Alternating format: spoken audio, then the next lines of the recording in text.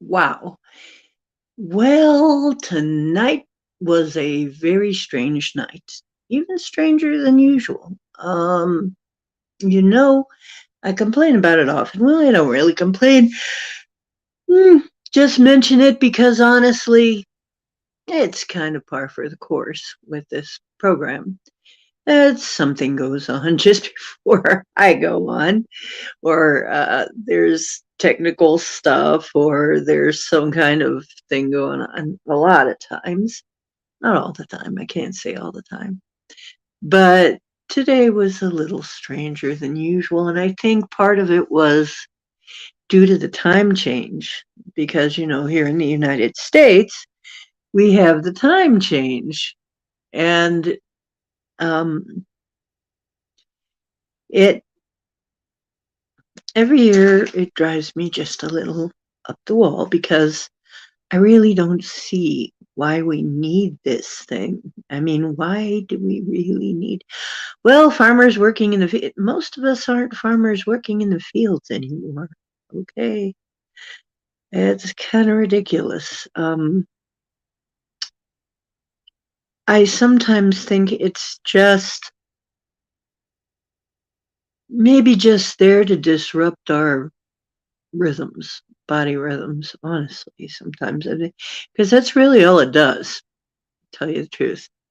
And for a long time, what I did was I just left my clock before we had the automatic setting phones and clocks and stuff.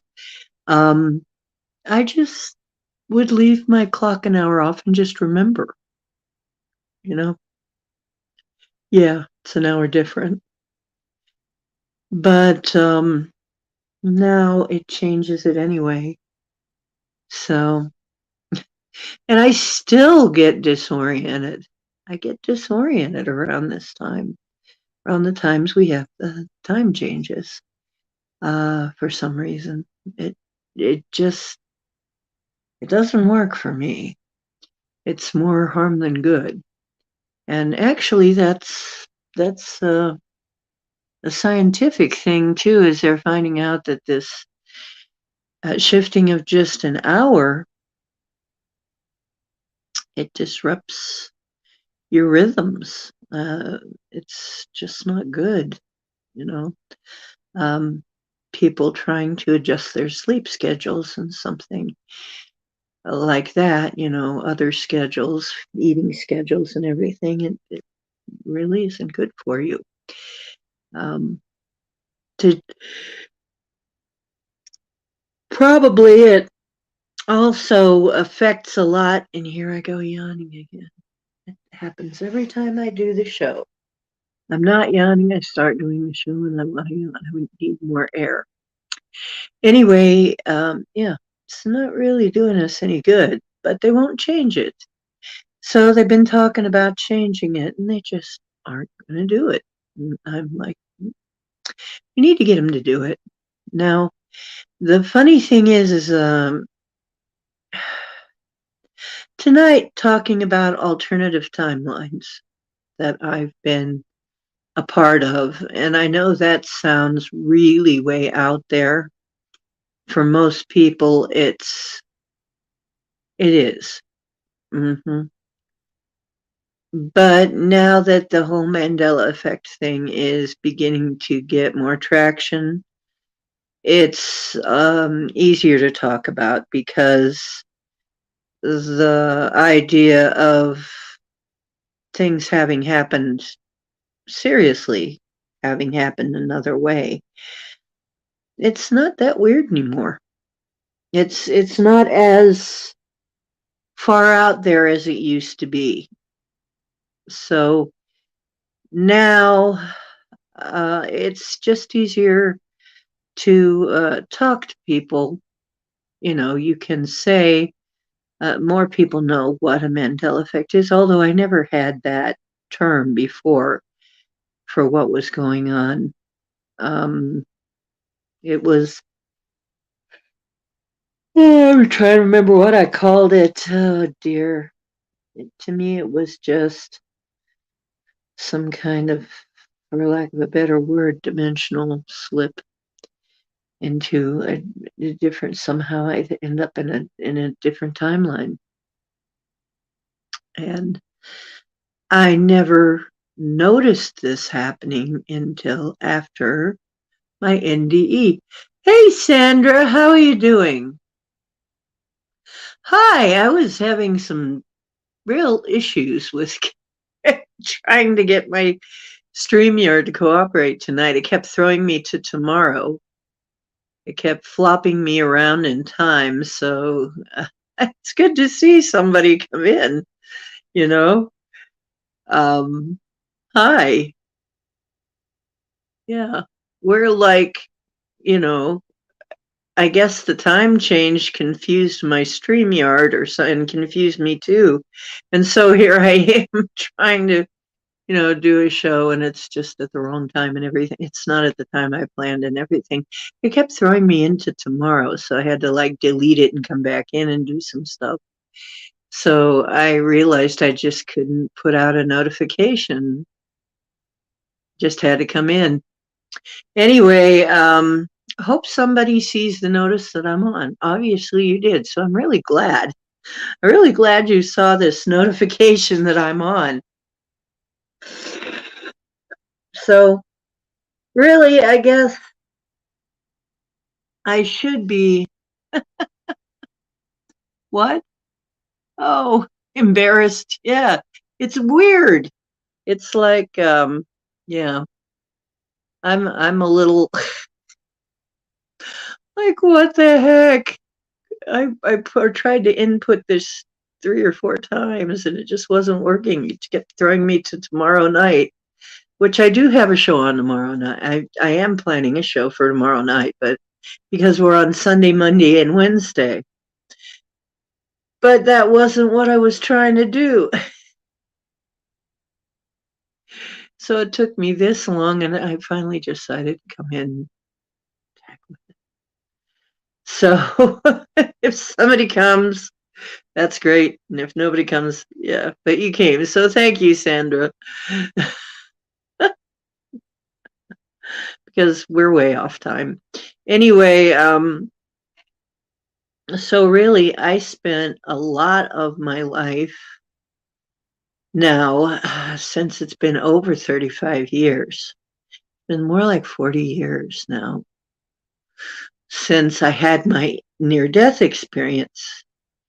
And it was right around the time of my near-death experience.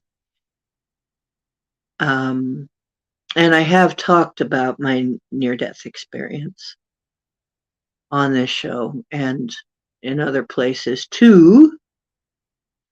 So, it's one of those things where a lot of people talk about their near-death experience. Not too many people talk about the after effects, though.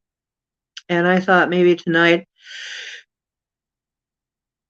maybe I should talk a little bit about what's happened. I've mentioned it on the show before, but talk a little bit about what's happened since then, how my life has been different. Because as you know, I'm still not quite sure if I'm the same person that I was before I died. It's one of those strange things. I'm certainly different. Am I a different person? Um, because of the uh, walk-in theory. Hey, Johnny Blake, how you doing? Because of walk-in theory, and actually walk-ins do exist, but a walk-in is a soul contract. And it certainly looks like my death, or the death of this Abby, was the death of Diane, was due to a soul contract because it was unavoidable. There was a precog dream, and it happened exactly like in the dream, even though we tried to avoid it. And I've talked about it on the show before. I'm great. I'm great. I'm just trying to weather the time change. I'm fighting with the tech because it doesn't want to acknowledge that The time change. It's like my phone says yes and StreamYard was saying no. Ah, who who are you also, Johnny? Are you also one of my regulars in a different Abbey or something? If not, welcome to the show. You're not used to it either. Yeah. Um, it's so weird because since my before, okay, I'm going to back up a little bit and I'm going to just say before my death was one reality, after my death was another. Now, in both of them, I still had abilities, but they changed after I died. So, you know, trying to figure out exactly what happened. Sure, you can ask a question, Johnny.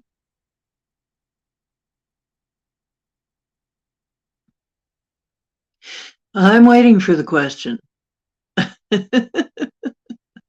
Am I supposed to? No, you gotta type it. Mind reading is extra. Mind reading is gonna cost you extra. If I have to, like, take it out of your mind, it's gonna cost more. But, this is a free show, so twice nothing is still nothing, as Harry Mudd said in Star Trek. Yes, I am that much of a geek. Um, so, anyway, yeah, I had a whole different reality before and after. Does that mean I'm even the same person? Maybe not. Or am I one of my other one of my other being, fractals from another dimension? Am I from another dimension? We were married for 18 years and divorced now for 2.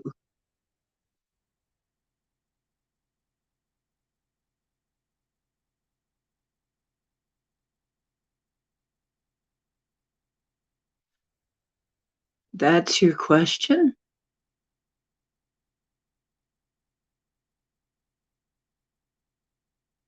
I'm sort of lost.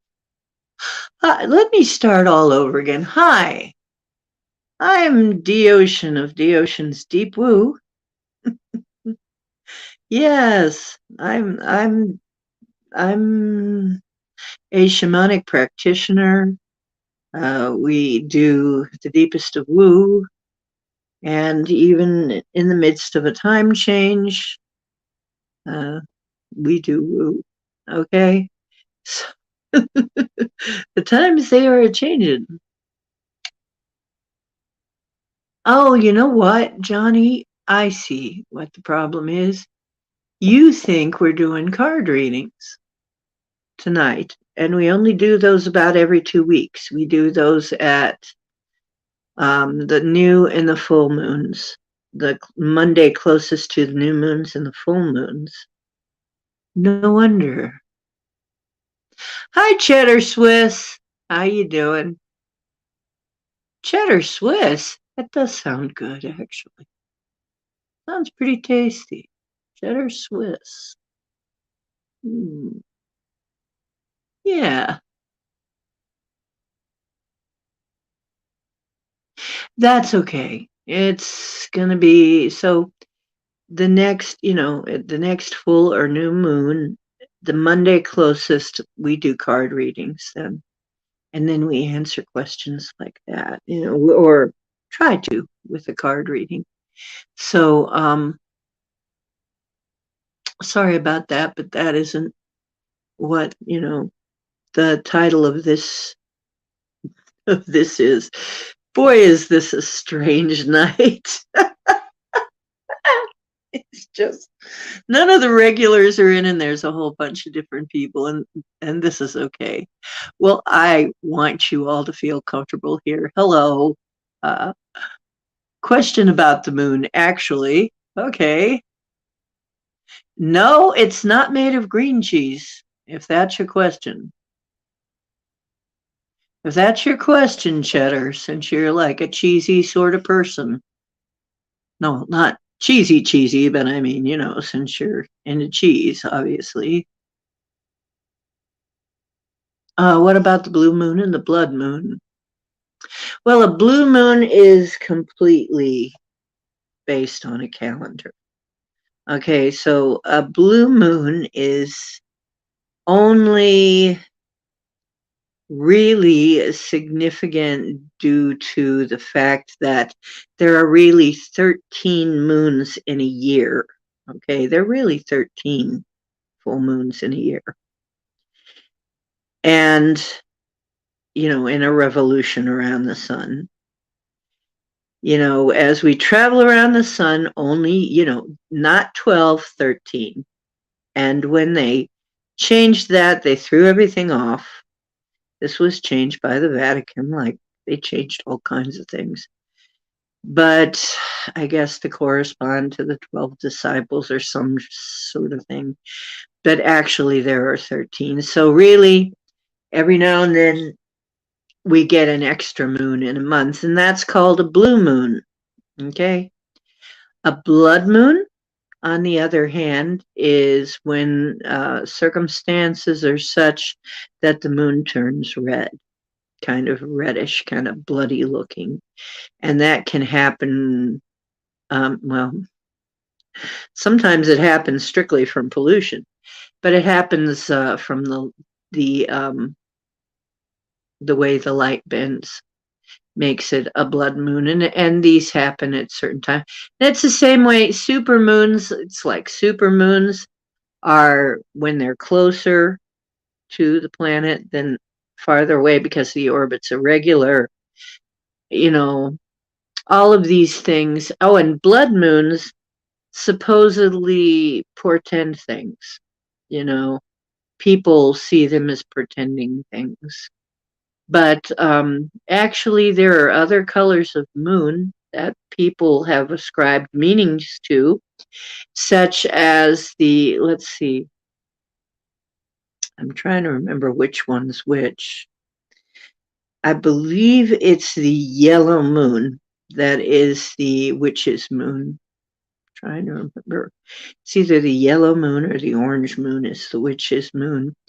The reddish looking moon, which does look bloody, is a blood moon, and it's when the moon is partly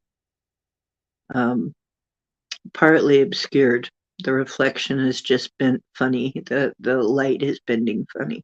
So really, people ascribe these different. I guess there's also like a werewolf moon, but people name them. Okay, they're not necessarily. So it's not necessarily a natural name of a. It doesn't necessarily mean anything, although people ascribe things to it. So, and actually, the moon looking funny does have a psychological effect on people. So, there's that. Anyway, now eclipses are significant in that from an astrological viewpoint, they activate things. And well, some people put a lot of stock in blood moons. I'm not sure I do. But eclipses really generally do. You'll notice that they trigger things in astrology. They're seen as triggering things, whether it's a solar eclipse or a lunar eclipse. It's almost like they activate a program that goes on. And there are certain things that do that because this place really does work a lot like a lot like a simulation. Okay. I even say in the beginning of the show, and I haven't said it yet, remember this is tips, tricks, and hacks for playing that massively multiplayer, total immersion, holofractal learning game called Life on Planet Earth. It has nothing to do with real life, which is outside the Matrix.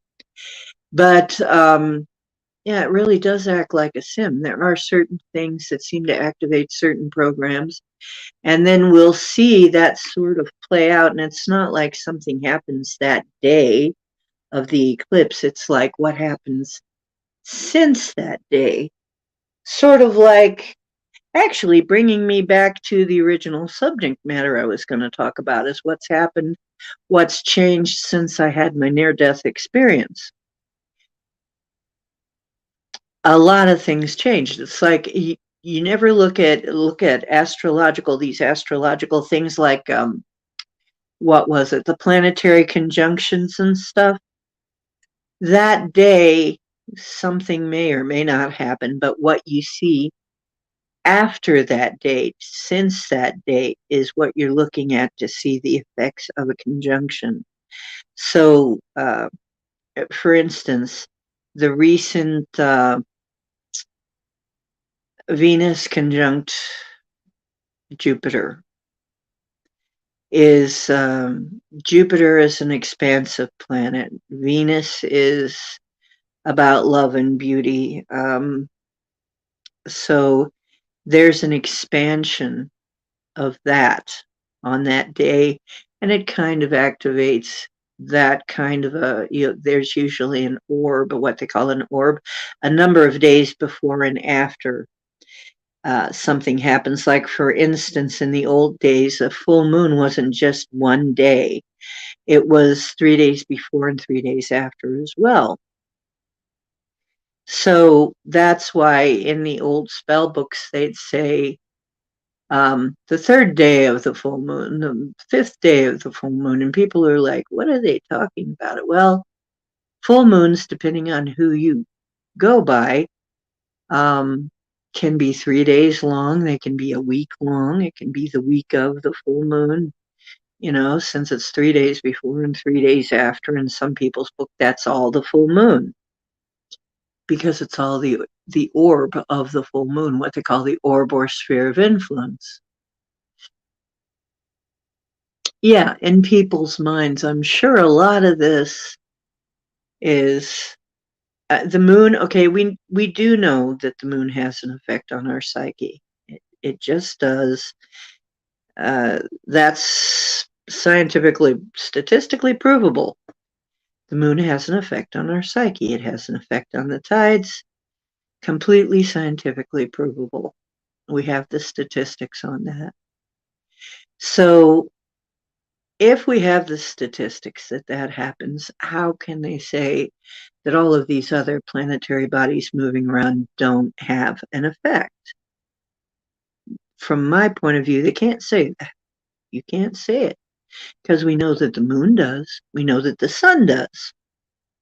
The sun has an effect on us. Of course it does. But these are just things that are easy to see. Things that are not so easy to see is the planetary movement. Something as big as Jupiter, how could it not have an effect on us? If the moon, it's a small thing, but it's close. It's having an effect. What about Jupiter? It's out there. It's a lot farther away, but it's huge. It's freaking huge. That's going to have an effect. You cannot say it can't. As a matter of fact, they're finding out gravity doesn't even work the way they thought it did. Science is having to retract a lot of its nonsense that it's put out. I mean, there's a lot of wonderful things we found out. There's also a lot of nonsense that people have believed for a long time now, too.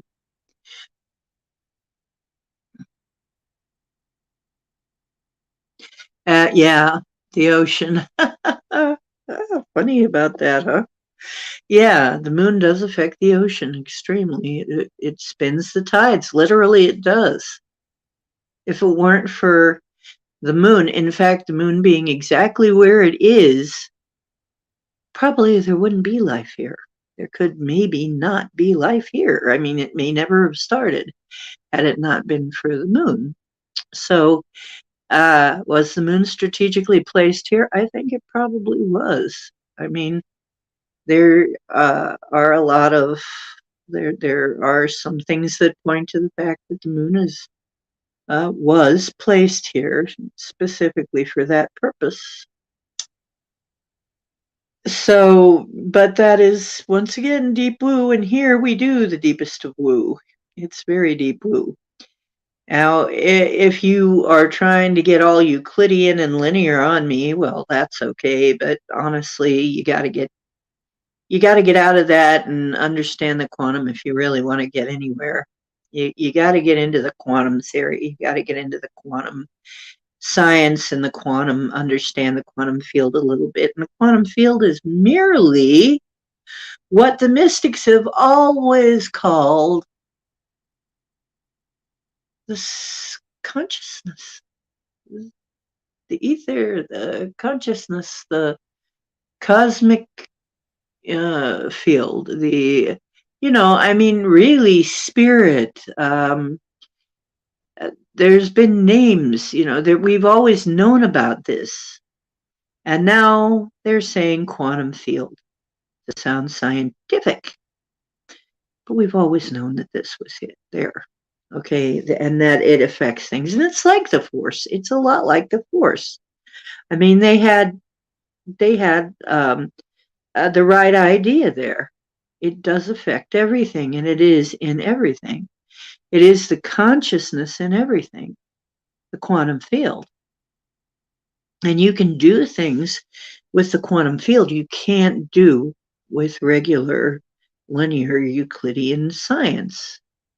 So really, science, as I predicted all the way back in college, science and spiritual beliefs are going to find, as it progresses, as we progress, we're going to find that a lot of these spiritual beliefs are also science is going to explain them. And I mean the older beliefs. I don't mean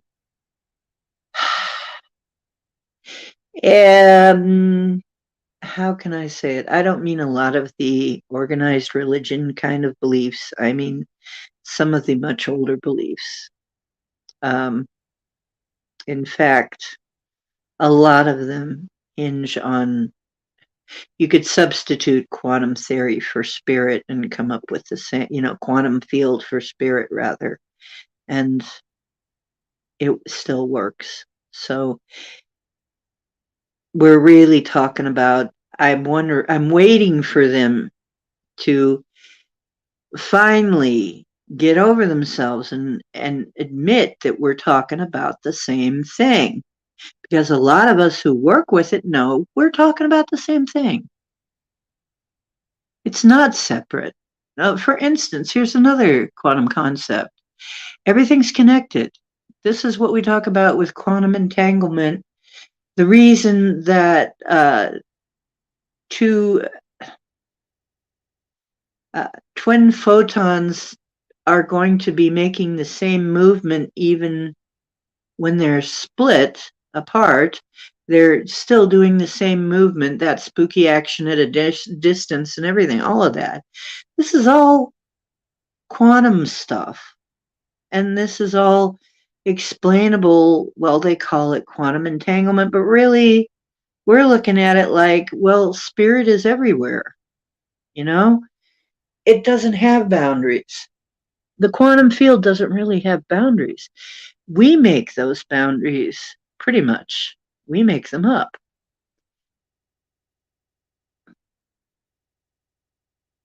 Yeah. So, what about the celestial bodies that travel somewhat near but infrequently?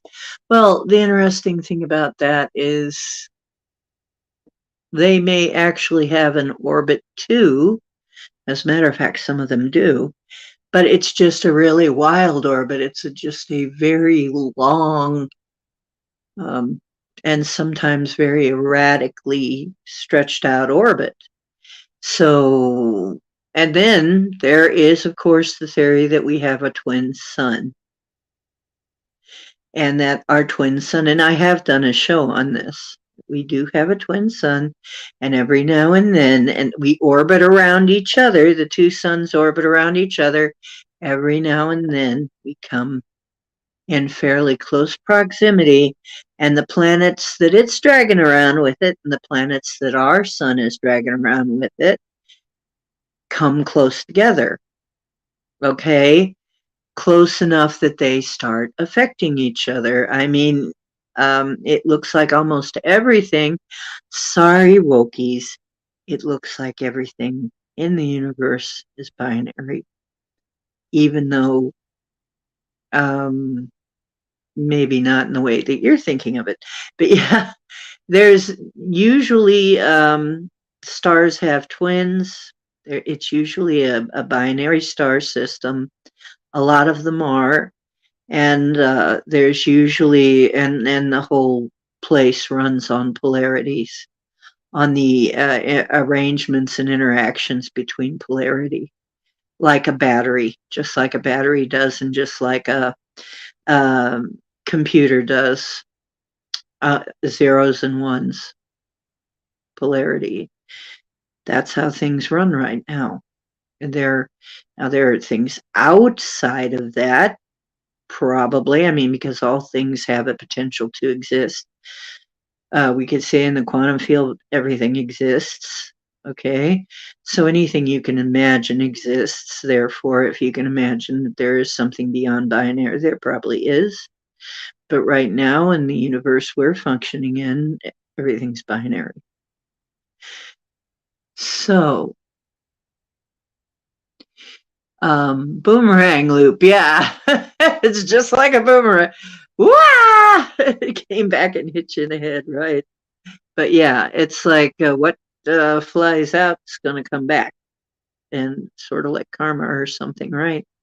So they say karma is, and I don't really believe karma works that way either, exactly. So, yeah. Um, and this has actually been a lot more, that's true. It kind of goes along with the subject for tonight. This has all become more understandable since I died. There are things that have become very much more understandable to me. One thing is, first of all, we exist beyond our body. We're not our body at all. These are avies. These little bodies we are lugging around, that we move around, that we use to interface here. This is not us. We're vast energy beings, fields of energy ourselves. The little Avi bodies are just little Avies like you'd play a game with, like you'd go into a game and be playing a game with. That's what these bodies are. But they're highly sophisticated, so you're also going to not just see it on a screen.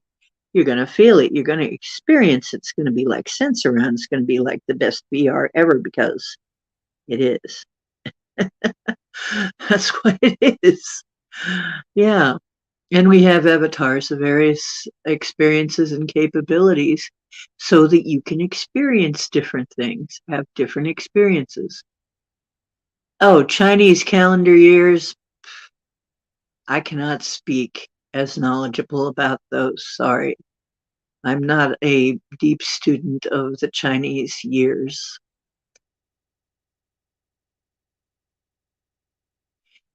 Yes, avatars of differing capabilities. Yeah, we actually, as far as I can tell, we do have a choice when we come in of Abby's. Just like if you'd enter a game. Because I really lean to simulation theory. I really do feel that we're probably in a simulation. like a lot of people with PhDs do. Only I don't have a PhD. I'm sorry, I don't. But you know, I've been looking at it that way for a while, and for a while I was very resistant to that. But honestly, it is looking and acting more and more like we're in a simulation. And so I have a working theory. We're in a simulation. Okay.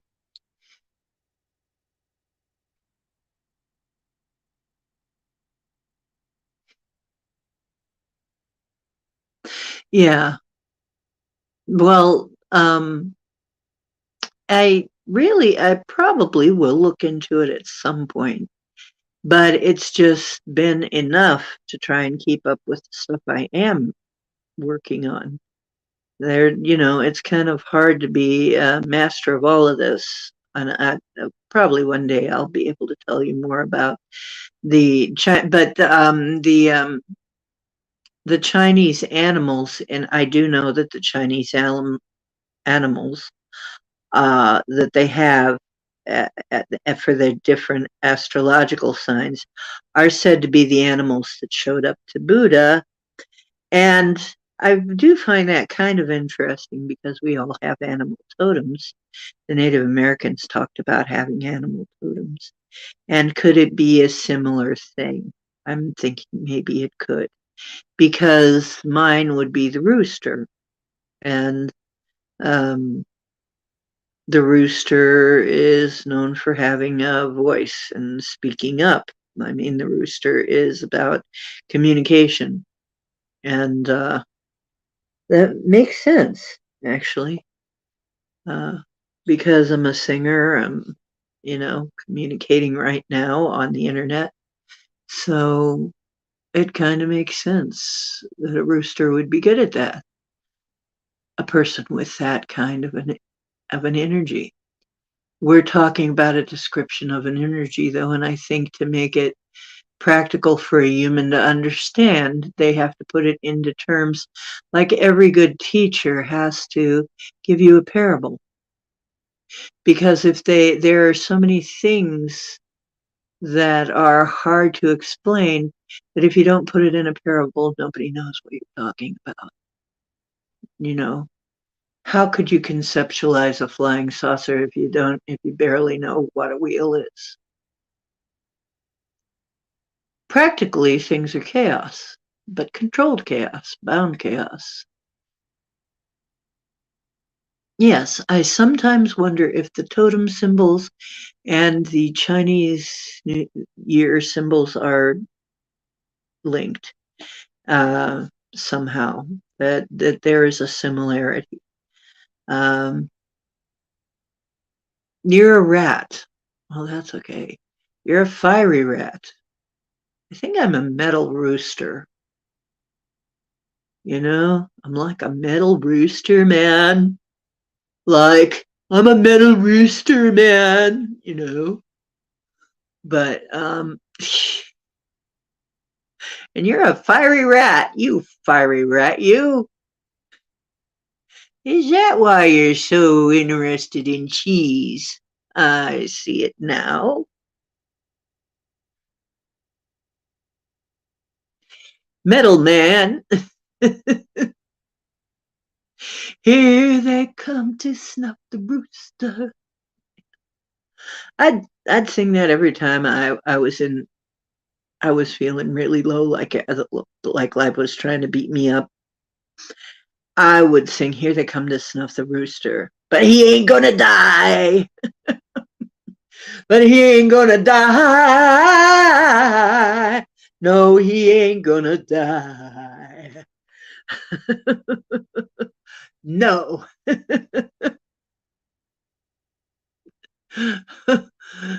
I would sing that to him. I'd put that on and I'd sing along, "He ain't gonna die."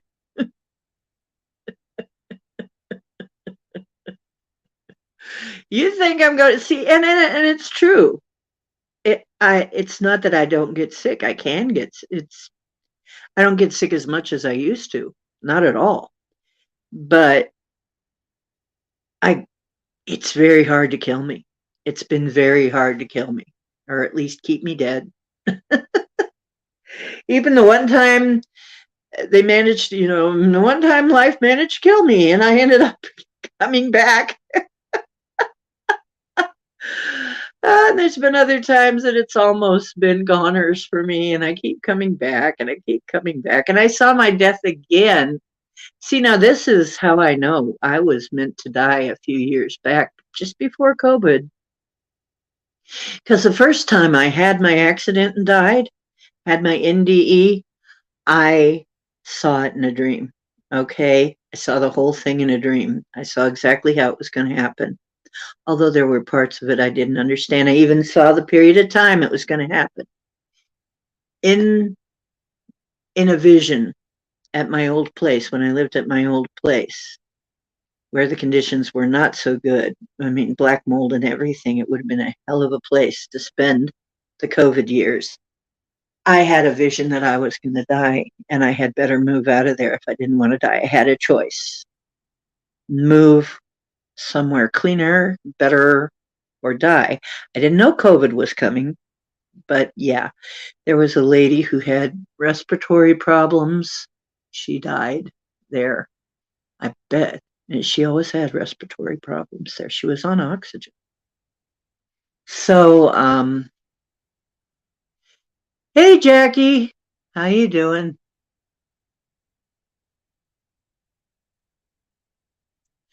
Hey. There she is. No, I'm not. Yes, you are. You're right there. No, I'm not. I'm a figment of your imagination. Tell him, Jackie. Move or mold. Yeah, yeah. It really was, Sandra. It was like move or die. Um, get older, get bolder, and stay away from the mold, you know? Because it was black mold. It was literally toxic mold, and nobody was doing anything about it in this place. There were other problems with the place too. It just was an unhealthy place. And people were angry at each other all the time. There was all this disruption all the time. And of course, everybody's looking at me to be the peacemaker because I'm such a calm person. People look at me like, do something. Everybody's yelling at each other. It's like, So I would go out there and try to mediate between people, try not to kill each other while I'm watching. Please, it upsets me to quit arguing with each other. It really keeps me awake when you're doing that. And, when the neighbors would hate on each other, it drove me completely up. So I kept seeing visions of me getting pulled out of there on a gurney. hmm And I saw it more than once. And I also saw some of my old dead dear friends. Now, this is an interesting thing. When people are fixing to die, when they're getting ready to die, they see people that they've known. They see dead relatives and friends, right? They start seeing people. They all do. So I'm seeing people. I'm starting to see some people that I've known, and they're very clear and more clear than usual. And I'm seeing me getting pulled out. I'm having these visions of me going out feet first on a stretcher. I'm like, man, I think if I stay here, I'm going to die. I got to move. So I had to mobilize, and somehow I had to make a real push to move. And I mean, I had to pull out all the stops because I couldn't really afford to do that. I mean, all kinds of things happened to try and stop me too, like somebody stole my money and blah, blah, blah, blah. I'm not going to go into all the details of that, but there was all kinds of things also happening to keep me from moving from there. So I know this was some kind of a crucial nexus point. So really, I could have died right there. In some dimension, in one of the realities, and I shouldn't call it dimensions. Here, our language has been babbled. It's very hard to have precise language. We don't really have the greatest words for all of this stuff. But we'll say in another timeline, in another version of this reality that we're in now. In another version, I died there. I know I did. I saw it. So, in another version, I'm dead. Again. There's just one more time. And then there was a time before that when I got bit by a brown recluse and I could have died. And I didn't die in this reality. I didn't die in this version. I didn't die. But in some version, I probably died. Right? There's so many times like that. So many times that I just didn't die, though. I could have died, should have died. Somebody else would have died. I didn't die because I didn't get it treated. I didn't understand even until afterwards that that's what happened to me, is that it was a brown recluse bite that was almost killing me. So, um, oh, do you think it's precognition? Yeah, of course it is. But I do get precognition. My dad did too. It runs in the family on my dad's side. And there are other things that run on my mother's side too. But yeah, my dad had precog dreams. So, and I do too sometimes. And visions and stuff. Yeah. Yeah. Every decision I'm thinking, every decision you make is a different version of reality you're voting for. I'm going to this one. So I decided, but once I decided, and it was like something was fighting me though. It was like something did not want me to get out of there. I'm like, I'm getting out of here though. I'm not feeling like I want to die. Now, later on, see, I was pretty sick back then. I was having all kinds of problems. And a lot of it, I think, was the toxic mold and some other situations. So it was a very unhealthy place. And getting out of there was absolutely paramount, but it was like something was fighting me. And I actually had to call all my friends and say, hey, I need help getting out of here. And somebody showed up that didn't even know me previous to like a month or so. I only knew them a month or so. They showed up, they had a truck, they were willing to help me move out of the blue. It's like, thank you. Otherwise, I wouldn't have been able to do it. There is no way, no way.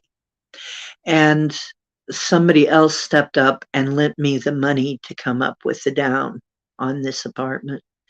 Or it wouldn't have happened and I would have died. And I'm sure of it. I'm quite sure of it. So, um, it's always the small stuff.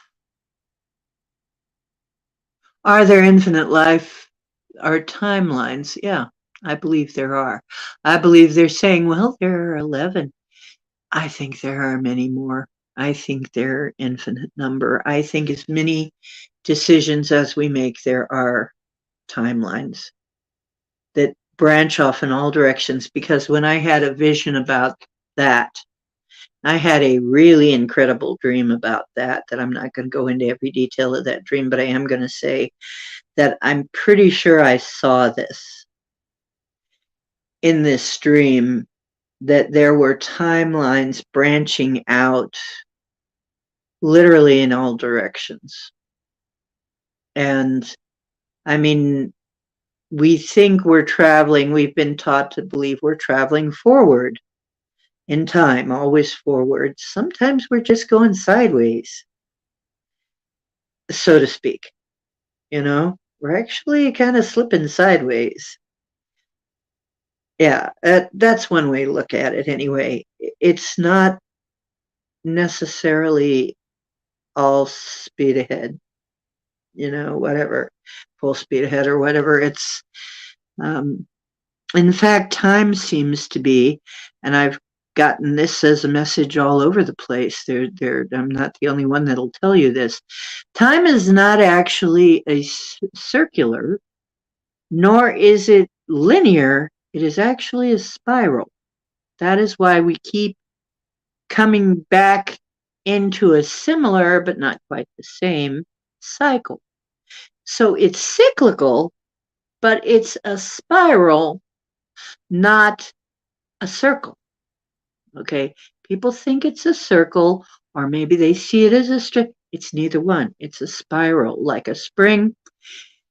And I'll tell you another thing. What is the nature of the universe? We know it vibrates. Everything vibrates. Everything has a frequency it vibrates. That's what makes it what it is. The frequency it vibrates at makes it what it is. So,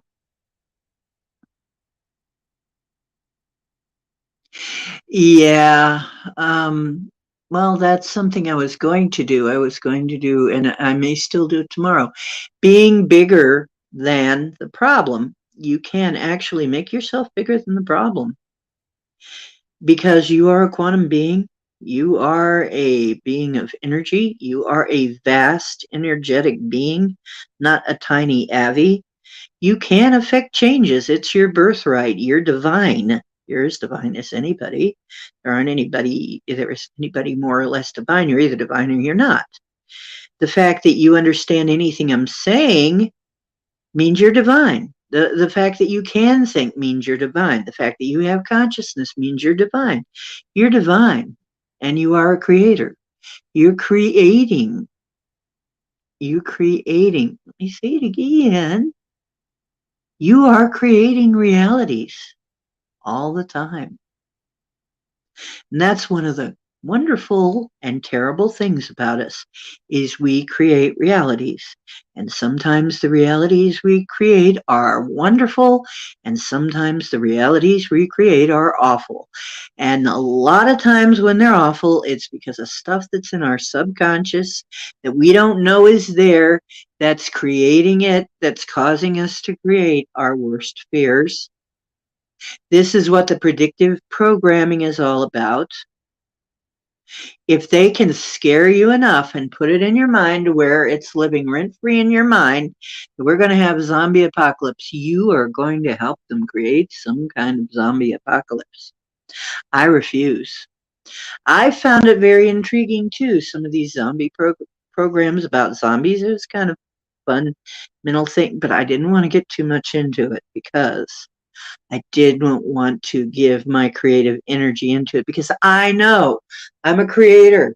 I manifest things. I don't dare put things in my mind that I don't want to manifest. Let me give you a hint if you want to have a happier life, because my life's a whole lot happier than it used to be. Do not ask the universe questions you don't want to really know the answer to. Like, how does it get any worse? Never ask that. The universe can show you. Your subconscious can show you what worse looks like. Always ask, how does it get any better than this? In any case, literally any case, asking the universe to show you how it gets better is a good idea. Okay? Right. Yeah. It's like anybody trying to put this concept into your mind and it goes into your subconscious and it's in your head. You're a creator, man, and they know that. You know, don't be their little freaking slave creating the realities that they want of Big Brother and whatever and whatnot.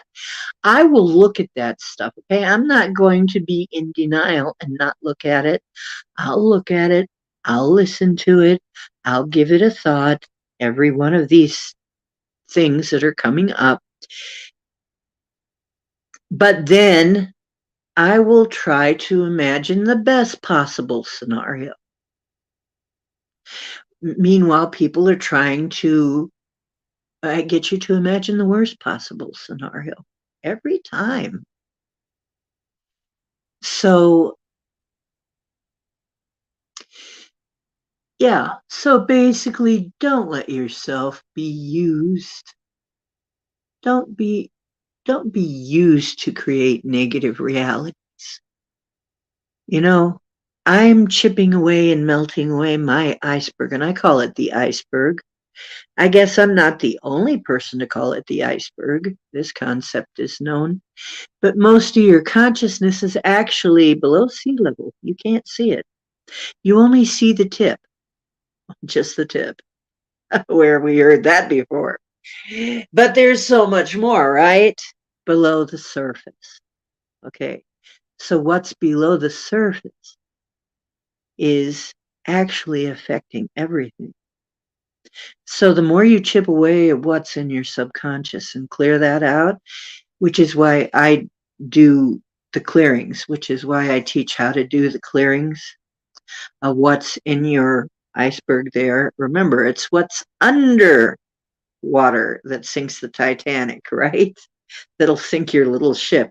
Not what you can see and drive around, but what's underneath that. That's what's going to sink you. Okay? So it really behooves you to melt that iceberg, that whatever's in that subconscious. Clear that out, and you start to see better results and you start to see a better life. Okay? And sometimes it's really hard and it's really embedded, but you can do it. And so I do teach ways to do that. Right. Refuse to be a pawn. Absolutely. Refuse to be a pawn. I won't be a pawn. I have been used. I know I have. I know I have. And I know I have manifesting abilities because I've proven that to myself too. I have absolutely proven that yes, I can make things show up. I can do things with my belief, my mind, my divinity. You know, I'm going to tell you, I say this most every show.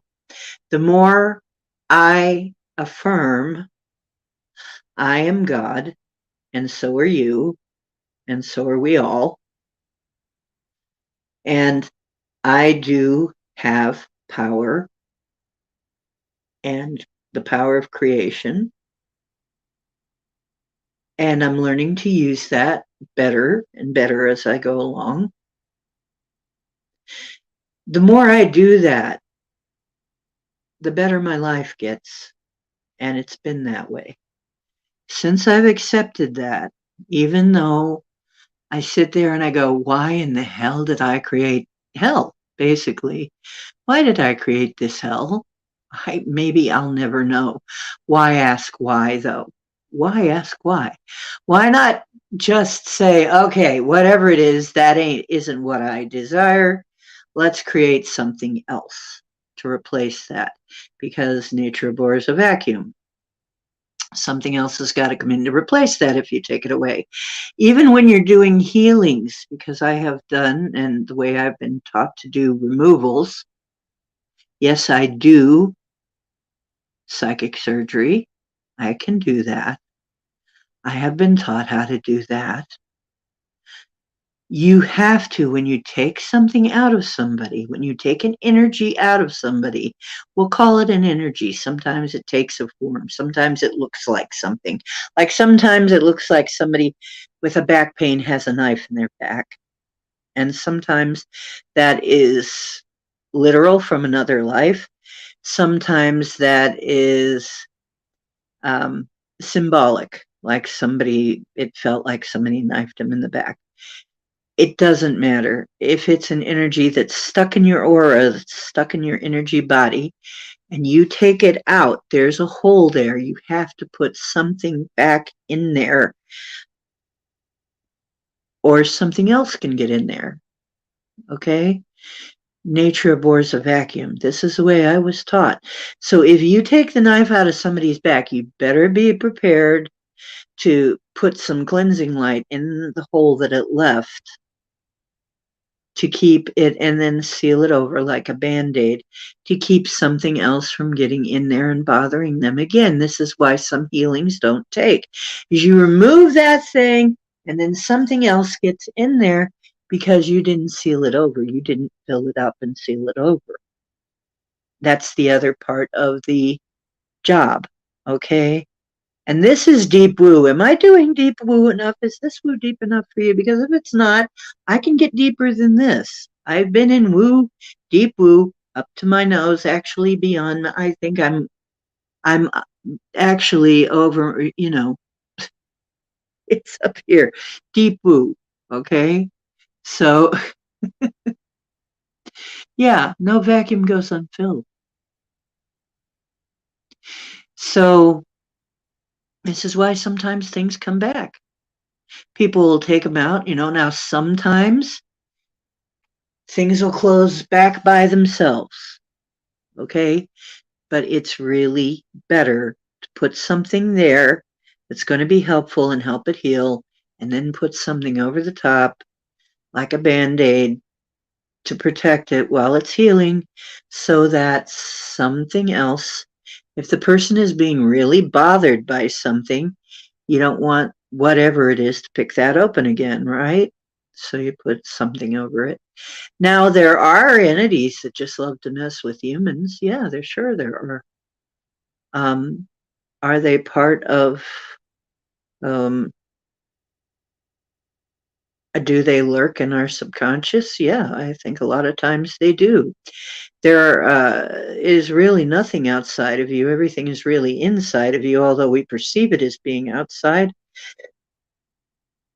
Everything is really taking place inside you.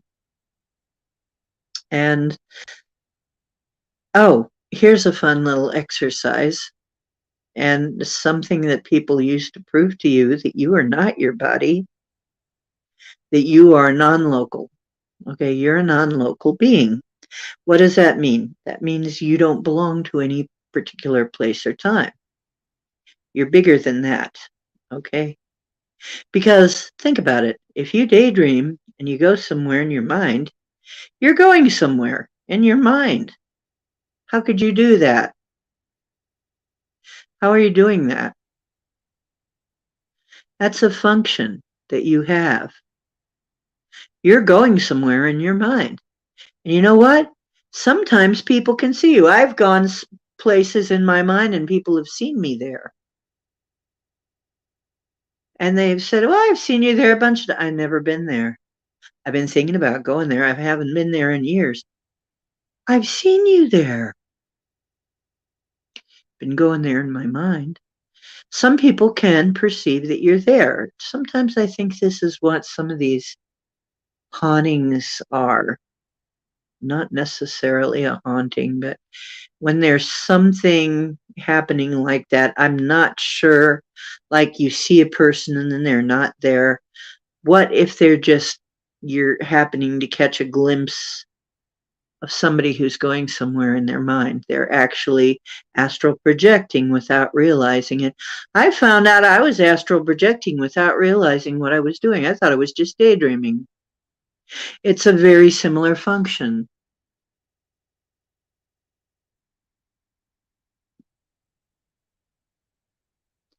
I'm speaking to you in a way, oh, well, that's great. I'm glad that I'm being at least entertaining, if nothing else, hopefully informative too. Does the person's higher self have to agree to the psychic surgery?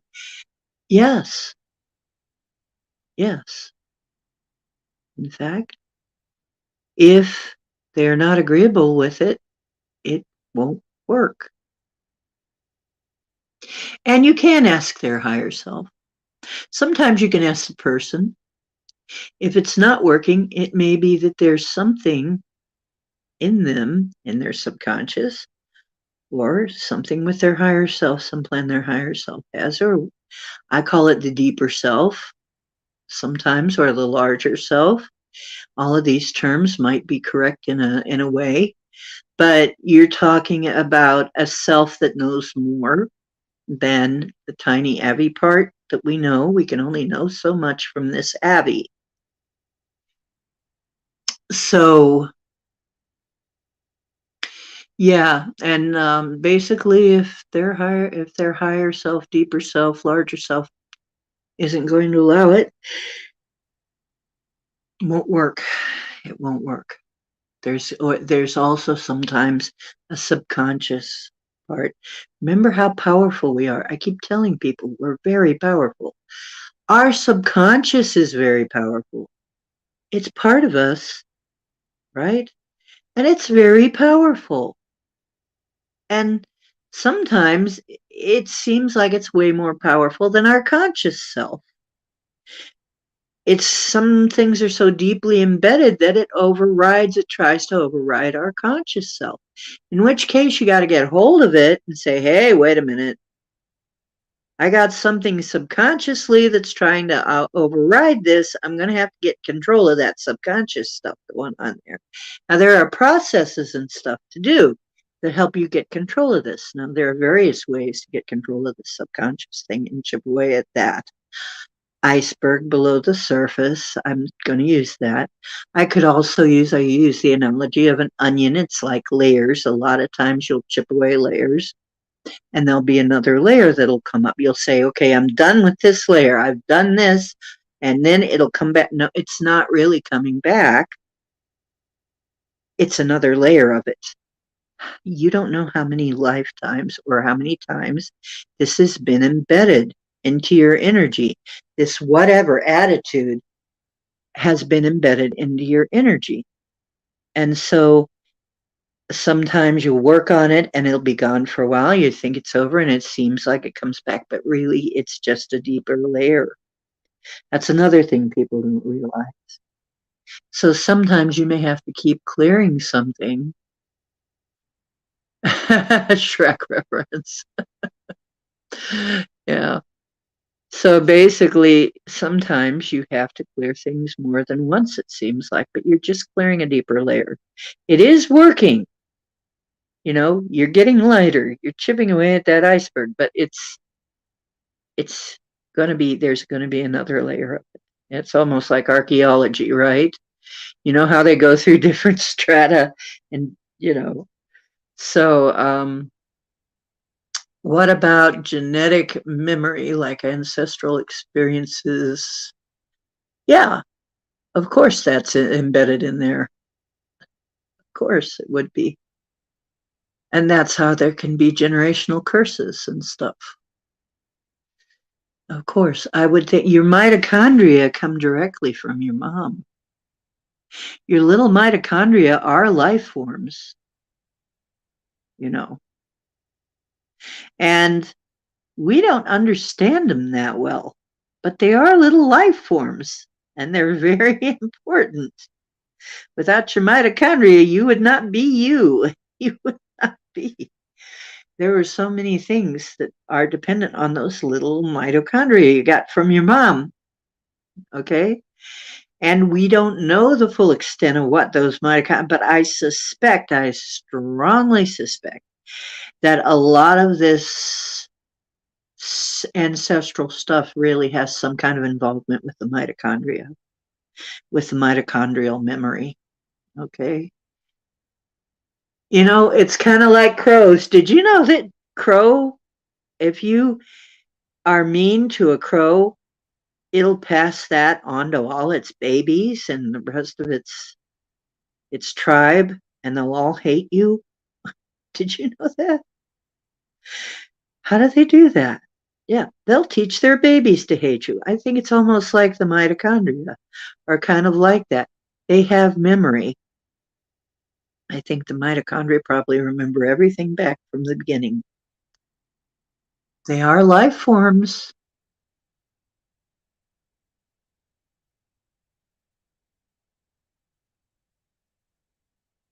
Ah, you who have established a family of crows that love your family. Good for you.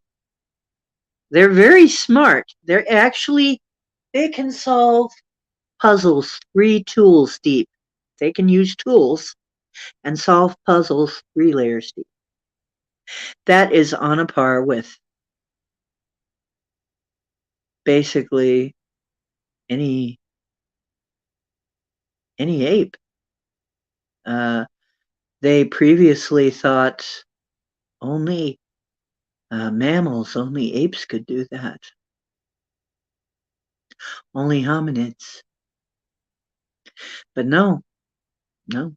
they can do it. So they're pretty smart for being bird brains, huh? Yeah, they have a very good memory. See, and I believe that there are things in your body that are like that too. I believe that your little mitochondria have a very good memory, really good memory. So maybe they remember stuff that happened so far back, your ancestors. It was maybe your great great great ancestors. So I think it might have something to do with them. But, well, yeah, bird brains may not be that bad to have, actually. If it's a crow's brain, you might actually be fairly smart. So that may be a kind of a bad way to think of it, right? I mean, they even found out fish aren't as dumb as they thought. I mean, they thought that fish, it's been, they only have like half a minute memory or something. It's not necessarily true. As a matter of fact, the beta fish remembers, usually they will remember their owner and do everything but hop out of the bowl and lick your face and wag their tail when it's time to get food fed. I have some. I've had them. They get very used to their owner. They decide they just love their owner. They wiggle their little tails. They get very excited when their owner comes, just like a cat or a dog or anything else.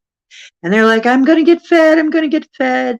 And they're very happy to see you. Yes, they do remember. Okay. And they have very good eyesight, by the way, by this too. So, not every fish is even that stupid. Okay. So, we're kind animals. Well, good for you. That's good. Fish tortures. Been a part of too many fish tortures. Do I even want to know what that is? You know, I know it's supposed to be more humane to catch and release, but still, having a hook in your mouth and then having it pulled out and then swimming away, that can't be comfortable.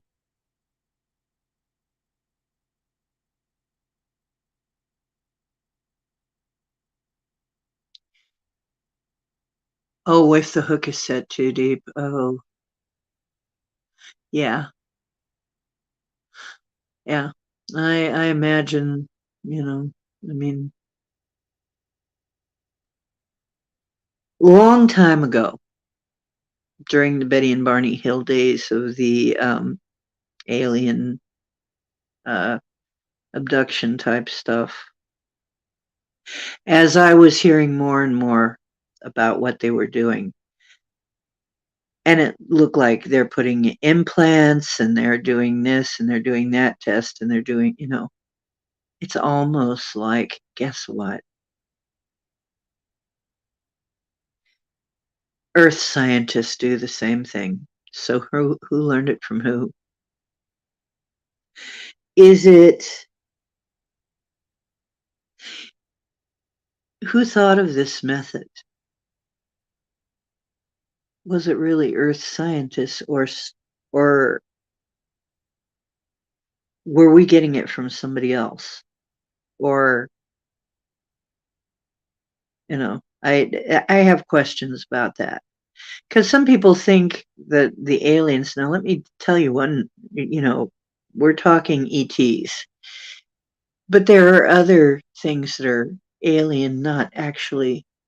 An alien is a bad word because it means that not from here. But, there are actually life forms that are not us that are from here, that are very intelligent. And we haven't fully acknowledged that yet. And some of them we are generally known about, and some of them are not.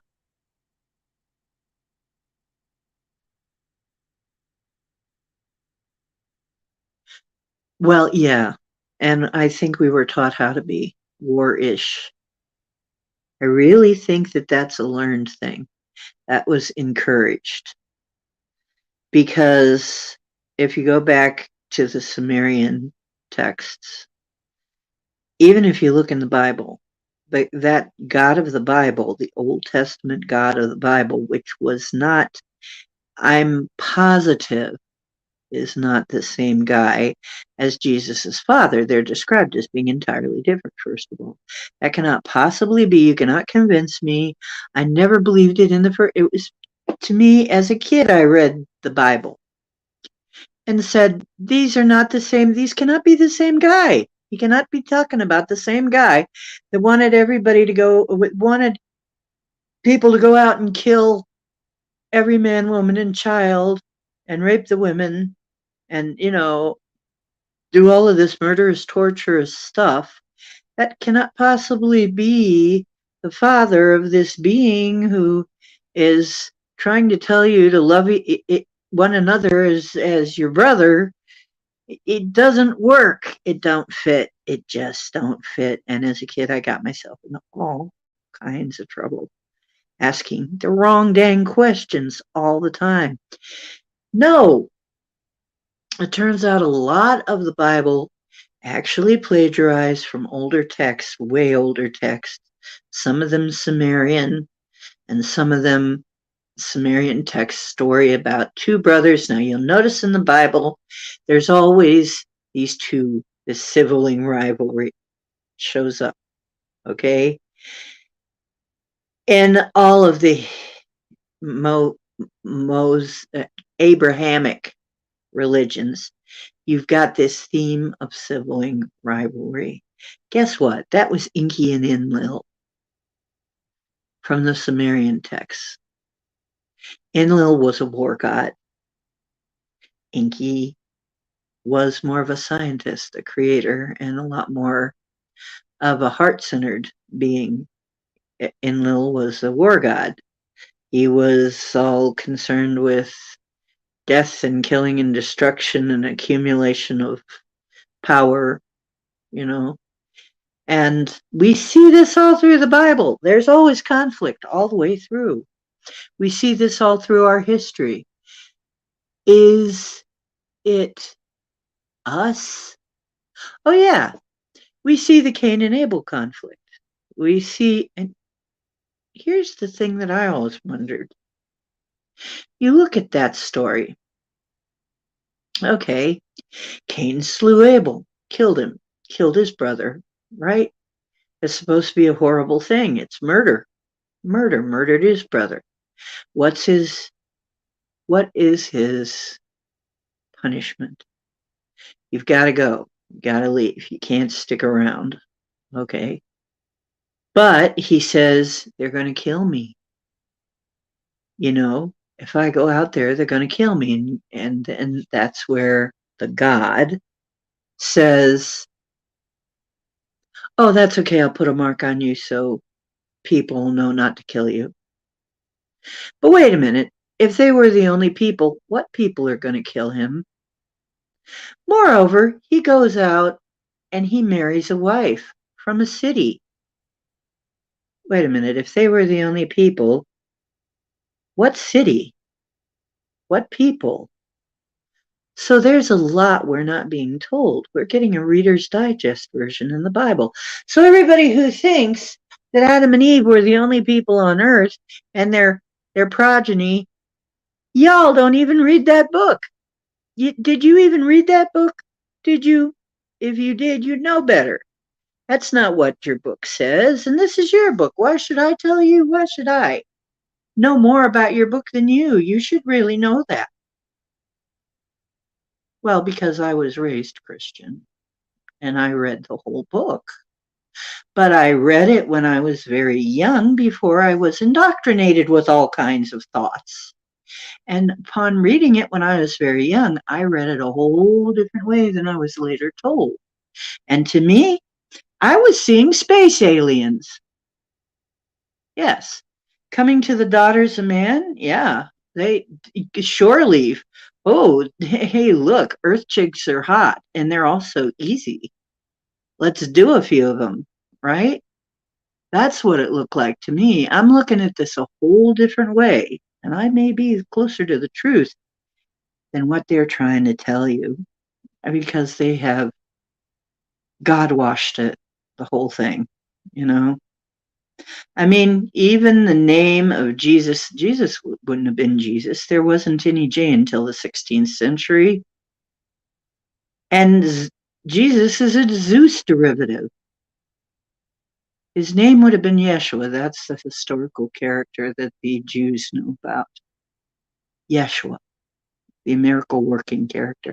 So that isn't even right. So you have these people running around, oh, the Bible is the end all be all, and it's, you don't even know anything about your own book. I do, okay? I looked into it for years. I studied for years. Alternative religions as well as my own that I grew up with. I wanted to be sure I got the right one. Guess what? I think they're all full of it. Religions in general. As soon as it becomes codified, people are telling you your experience and they're gaslighting you about most of it. You have God within. God is within you. Your experience of God is God, okay?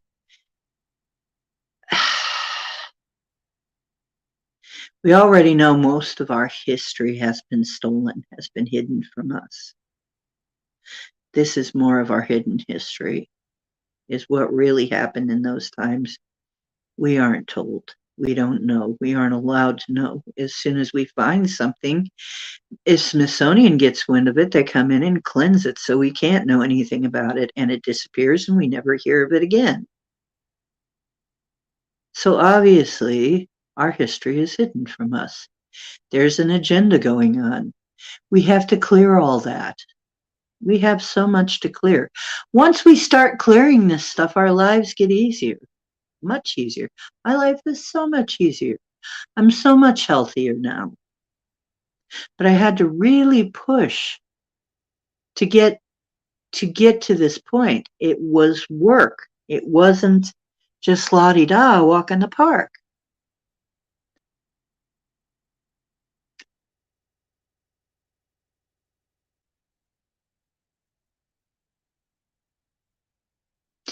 Well, and here's the thing, is even though we actually we can know, because we can take a little trip with remote viewing. You can view the past. You can view the past.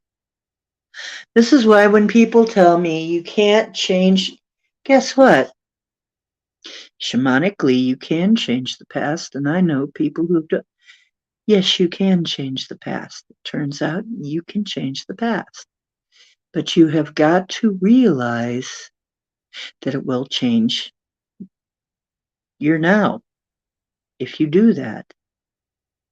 Yeah, it is kind of like the butterfly effect, but not always in a negative way. And I will tell this story because it most clearly illustrates what I'm talking about. I have a few stories of my own, but this one's really clear. There was a guy, one of my friends, who's shamanic, and a person came to them asking for help, asking for healing for a guy who got drug behind a truck. And basically, um, he couldn't walk. He was in critical condition. This happens so often. Somebody's in critical condition, and then sometimes the next day they walk out of there like they're released from the hospital. It happens all the time with a shamanic healing. But yeah, you can. Sure, you can. Why not? You can alter the future. You can alter anything from now. Now is the point of power. Yeah, I'll tell you one of the paths that got altered. I'm telling you the story of a path that got altered right now. And it happens all the time. People just forget. Your mind is programmed to forget and to fill it in. But the past changes all the time. It really does. You can change your future with a simple decision. Every decision you make changes the future. Put you on a different timeline. In this past, This guy got drugged by a truck and they were talking about him having to lose his feet, having to lose part of his legs and his feet. He's in critical condition. Shamanically, my friend worked on this with his wife, and in their mind, they were calling out their angels. And I will tell you something about angels. They're extensions of you. You have a passel of angels, they're extensions of yourself, okay? Don't let anybody bullshit you about this.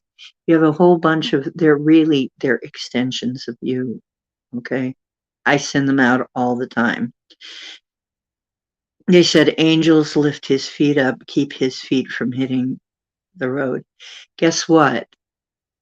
The next day, they found out that the damage that they had been told happened didn't happen, and the guy was feeling better and he was getting ready to go home within a few days, that the damage wasn't extensive as they thought. And he wasn't going to lose his feet and he wasn't going to lose his legs. Yes, the past was changed. I've changed the past myself. I have stories and stories of the past being changed. What do you think the Mandela effect is? Yes, the past has changed because you dwell only in the now. The past and future are both malleable. The now is malleable too, but your brain will fill in some explanation to make it logical, trying to make it logical how the past changed, okay? To make you not see that there's a break in the program there.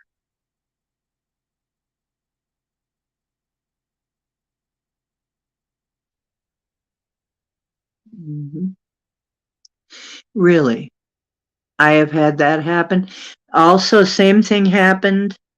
Somebody called me about her daughter, um, and it looked like her daughter was going to lose her leg, had sepsis, on and on and on, because it got horribly twisted and was in critical condition in the hospital. We did work on it. We got down, did work on it, and the next day she's calling me. I'm saying, okay, how's the little girl? Oh, she's okay. It wasn't as serious as they thought. She's gonna go home tomorrow. Once again, it was like whatever it was that was making it so serious, that was taken away. That is the past being altered. And your brain is going to fill it. Your mind, not your brain. Remember, your brain is only part of the computer. It's only a computer receiving what your consciousness is telling it, and sometimes what your subconscious is telling you. But it's pretty much programmed to try and make it look seamless to you, so that you don't go nuts. But then when you're a shaman and you step out of that, once you step out of that construct, you can actually look into it and go, wait a minute, that wasn't there before. Now, this is interesting. The fact that people are beginning to see Mandela effects and talk about them, this tells me we are raising in consciousness. Something has happened. Something has changed in humans that they can now see this, because I'm telling you right now, I've been Mandela affected since the first time I died. Ever since then, I've been having Mandela-like effects. Before there was even a way they didn't even have a name for that. The past would change on me. And I'm like, that can't be. This cannot be. This can't. Yes, it can. Yes, it sure can. What? This is impossible. Scientifically, this isn't. No, it's not. It's really not. It's why? Because if you, in this moment, in this now moment, if you shift to a different timeline, you are now in a different future and a different past. So, from your viewpoint, it changed. Now, actually, back in the old viewpoint, it didn't change. Everything's just the way it always was.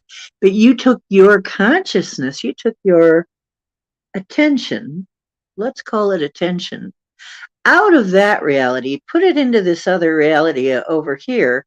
This reality over here has a different past. So, for yourself, you have changed the past, in a manner of speaking. Although, really, you can't change the past, but yes, you can. You can change it for yourself. You can change which timeline you're in, which has a different past, which changes it for you. Do you get what I'm saying? Does that make any sense at all? I know this is very deep. At the name on the 10, Deep Woo. This is the deepest woo. Like I said, we do the deepest of woo here, the really, really deep stuff. But think it through.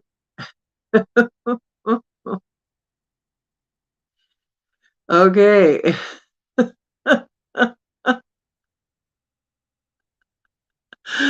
So, I know, and it's so funny. It's like, and people go, you can't change the past. Well, actually, you can, but you won't change that past. You'll change the past for yourself. You'll actually change timelines and it'll be a different past. So, really, yeah, oh, that, I know that opens up so many questions that it makes your brain spin sometimes, makes your head spin. That's why trying to write, I used to be a fiction writer too. I used to write fiction for fun and non-professionally, and I was trying to write a time travel story, and those suckers are hard to write, let me tell you. They're really hard. But I read some really good ones. There have been some really good taught people have really thought it through. And yeah, it would change your future, your past, and your present. So here's a question. I'm wondering,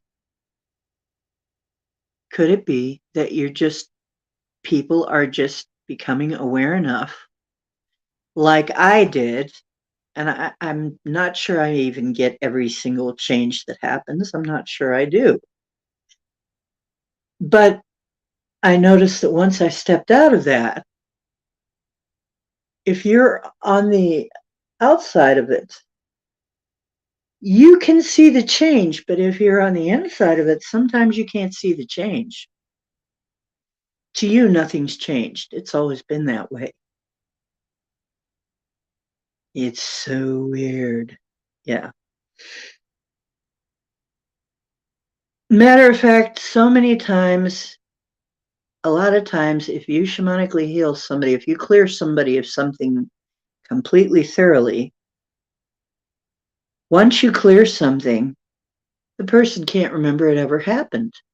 To them, it never happened. Unless you have residue, something written down or some kind of recorded something to prove what was going on, they won't believe you that anything ever happened sometimes because they don't remember. Their mind just fills it right in. I'm not kidding. You actually have to have a lot, and this is why so many people have you write it down before they'll work on you, have you put down and put some money toward it so that you sit there and go, well, I put money towards something and something happened, right? That's another reason you pay people too, is because otherwise they won't remember you did anything. Because their brains have filled, their minds, not brain, their minds have filled it in. Do not sell past changing potions. Yeah, yeah. Well, that's just That's just it. It's like when we talk about we can't change the past. Actually, love and forgiveness can also change things, you know? In fact, it is said that love and forgiveness can literally change your karma. And I'll use the term karma. I'm not really happy with that term because I don't think people understand it very well. I don't think it's very clear. But you can actually change a bad accident to a stub toe, literally, and that's it.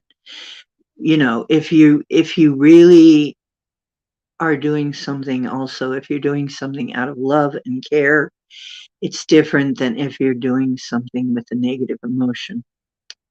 Um, so the results are different. You baked a different cake, you put different ingredients in that cake. It's a different kind of cake. Even though you may do a similar recipe, if you substitute ingredients, it's going to be a different kind of cake. It's going to taste different. It's going to come out different, right? Never itch your nose on camera. It'll look like you're picking your nose. I do it all the time. I touch my nose all the time. Anyway, maybe I am picking my nose. How would you know? How would you even know? Maybe I'm doing that. Now my nose gets itchy because I have this wonderful little partner here. My wonderful little, let's see, can I get a picture? Maybe not. No, he's not where you can see him, but I know he's behind me. He likes to sleep behind me. My little kitty cat, cowboy cat. He has got this fluffy undercoat that loves to get up my nose. Right. You could make chocolate or just make it a little different and it's red velvet. Yeah, exactly. Exactly. So if you're doing something, but you're doing it with love, and care and, from the right place, it can turn out so different from if you're doing it with malice and, whatever, anger and all that. In fact, here's something that is real weird statistically that we have noticed in the healers community is that a lot of people are afraid of feeling their feelings. People are scared to feel. They're literally afraid to feel, like they're afraid that something's going to blow up, burn down, explode, something terrible is going to happen if they feel the feeling. Because our feelings are so deep, sometimes they're scary. But feeling your feelings is important because they are actually the fuel that gets stuff to happen. So if you're manifesting something with the right feeling, like the feeling of getting it, of actually what it would be like to have it, then you're going to get the thing you really want. If you are trying to manifest something and you have a different kind of emotion behind it, you're going to get a different product. It's like baking a cake. So you got to get the right emotion behind it too. That's another factor. Okay. So you got to look out for those who might be unaware. Right. And don't walk around in your unaware. I always say that. Don't walk around in your unaware among people who don't know any better. Nope, that isn't safe.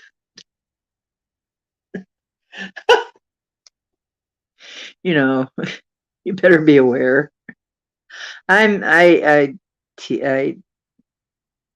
I make a lot of jokes about this because really, to me, the whole thing it is pretty weird. I mean, the life I lead, I know I lead a life that's not like normal people, and somehow when I go in and I try to mix and mingle and everything and be with normal people, I have to really like pull it down a little bit and be, you know, as normal as I can be in order to communicate.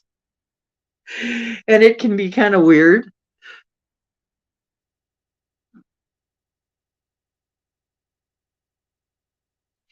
Yeah. So if something happens, difficult though it may be, you have to find some way to calm yourself down and get into a perspective where you're just observing it. That's why they talk about be the observer, where you're observing it, and that can be very difficult for me. I know when there's times when I'm like, and it's like, settle down. Just think of this now. Just settle down logically. Just take deep breaths. Yeah. Okay. Now let's look at this. Let's just observe this. What is going on here? It's very hard sometimes in the heat of the moment, right? But if you can take yourself out of it and just, okay, what's really going on here? A lot of times you can change things. And that's why they say it's important to be the observer. I think that's a lot of it, is that if you can look at it like, well, wait a minute now, this is not necessarily the first conclusion I'm jumping to, okay? And even if I'm jumping to conclusions, it's like maybe I need to look at this differently. And the way you look at things is going to determine your actions and how things play out from there. Yes, exactly. The calm heart must prevail. If you can calm yourself down, if you can somehow get to the point where you're calm, and remember, and here nobody teaches you how to take these instructions literally. Be still and know that I am God. Okay, so if I follow those instructions to literally, then I get myself still and know that I am God. Oh, oh, I see. I'm still and I know that I'm God. Now I can begin to change things. Yes, it works. Be still and know that I am God. Okay, I am God. I am still. I know that I am God. So now, how are things going to happen? So many times I've been tested on this by my helpers, my guides. Well, what's going to happen now? And I'm consulting my pendulum, consulting my cards. What do you want to have happen now? Remember, you're a creator. It's like, okay, first of all, cards, pendulums, anything. It can only tell you what is going to happen if you stay on the same timeline and nothing changes and you don't change it. That is what it will tell you. That's what they all do. If you change timelines, you will change the outcome. You will change that reading, that everything will change. Everything flips over then to that new timeline. A lot of times the reason you don't know you're in a new timeline is because it's not different enough to let you know. But sometimes it's just different enough to make you feel weird and wonder what the hell happened, right? I've had that happen often enough, like, wait a minute, what happened here? That wasn't like that. No, wait, no. There was a woman that swore her house was shrinking. I mean, and she actually uh, had a picture of it. This is called residue. She had a picture of it looked like a different house, and she couldn't. It was just a little bit smaller, just a tiny bit smaller, but she couldn't get anybody to believe her. But she said, for some reason, my house is a little bit smaller than it used to be, and it used to have this feature and that feature, and it looked like she had taken a picture of a slightly different house, same color, other stuff. She says, I can't explain this I cannot explain this. Okay. So that's a personal, what I would call a personal Mandela effect.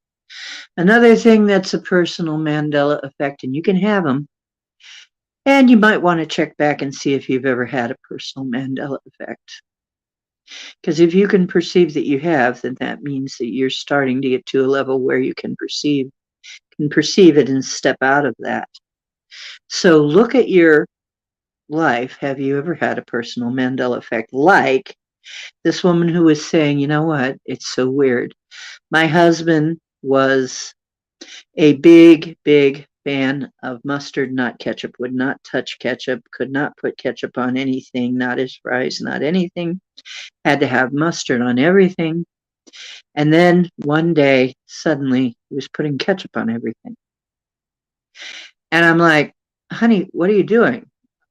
I love ketchup. No, you don't. You hate ketchup. What do you mean? I've always loved ketchup.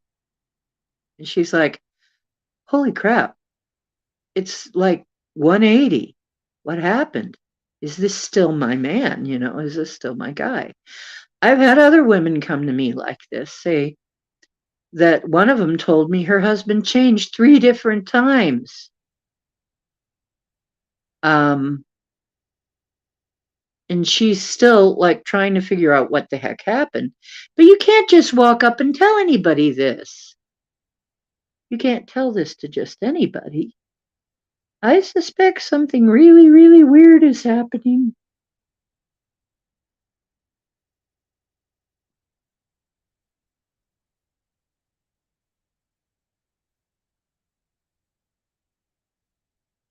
Okay, what? Somebody may have had dementia who?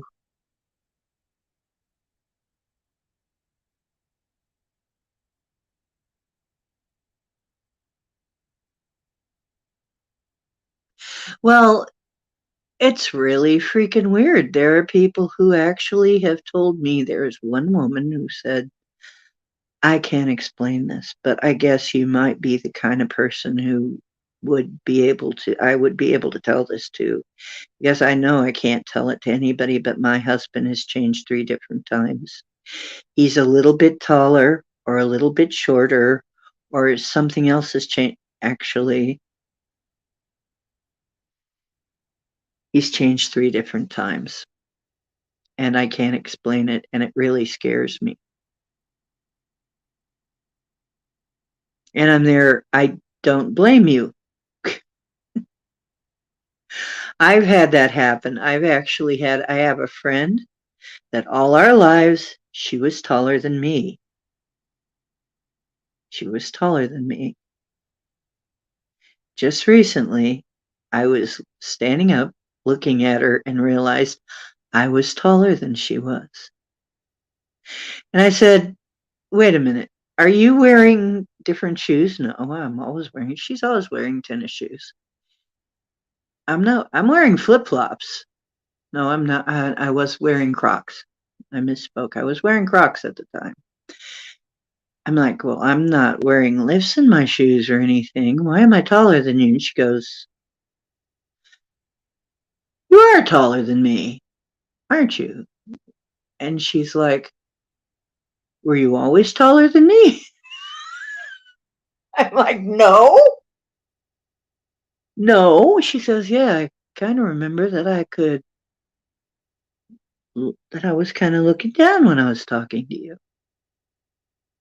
And we're looking at our shoes. We're looking around like we're not standing on uneven ground. We're on a, like, what happened? We don't know. Can't explain it. What's going on? It's a personal Mandela effect.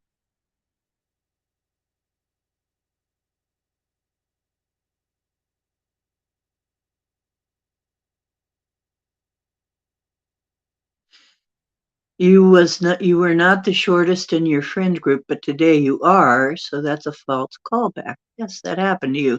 See? Yes. This is what I'm trying to get. This is why they called me the Oracle. I talk to people and it's like all of a sudden like Morphea. A couple of people called me Morphea. Morpheus, like Morpheus. You know, it's like because I get people to think like this outside the box, and when they really think about it, they're like, "Wait a minute, something like that did happen to me." Wait, yeah, that that did happen. Yeah, it did. The only thing is, you were never able to tell anybody, right?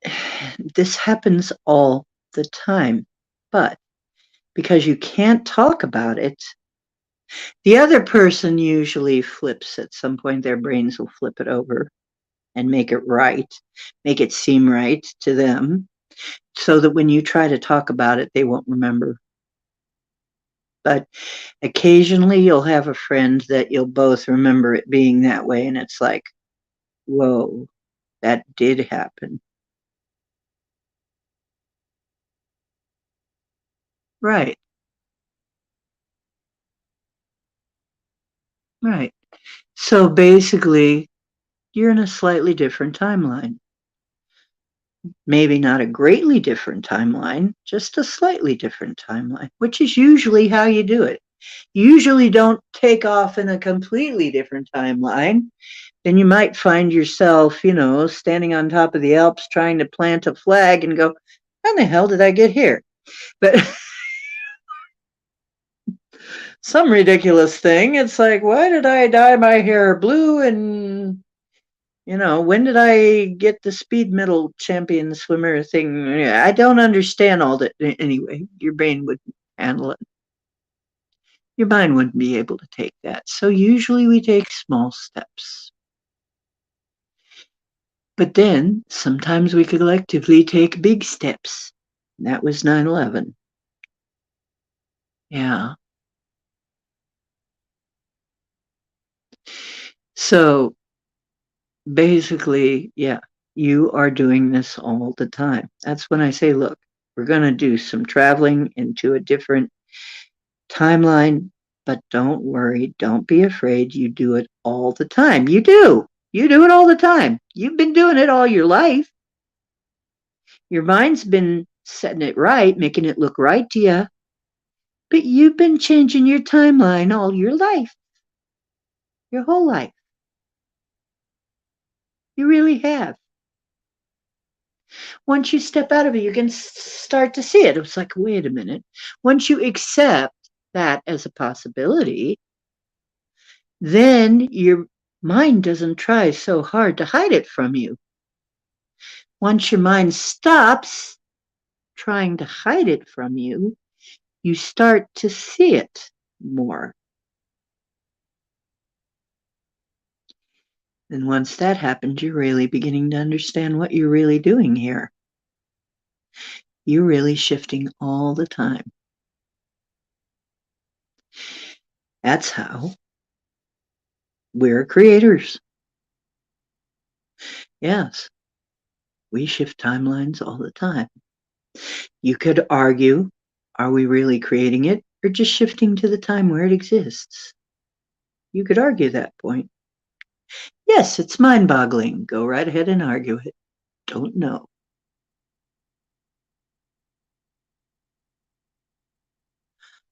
I have very blue eyes, apparently, yeah. Do I really? I guess I do. They they don't always seem to be that way though. Sometimes they're more of a peacock blue. So it might be the grow light that's making me look this way. I've got a grow light on.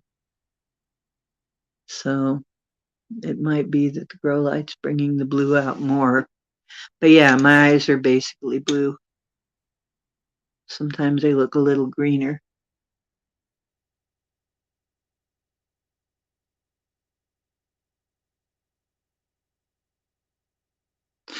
Okay, Jackie, do you want to talk? What does that mean?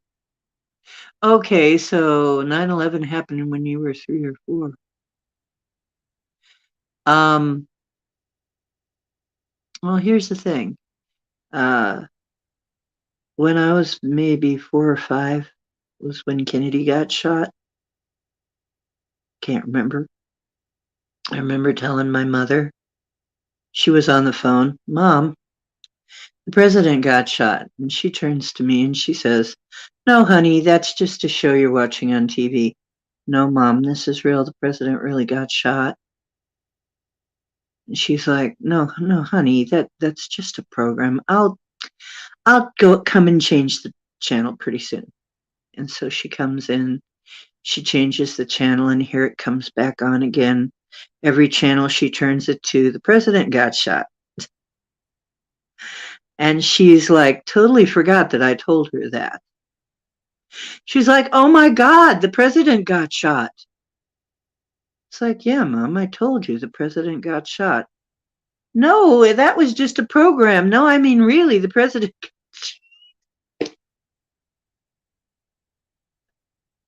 No, it wasn't a program, Mom. It was this right here that you're looking at. The president got shot.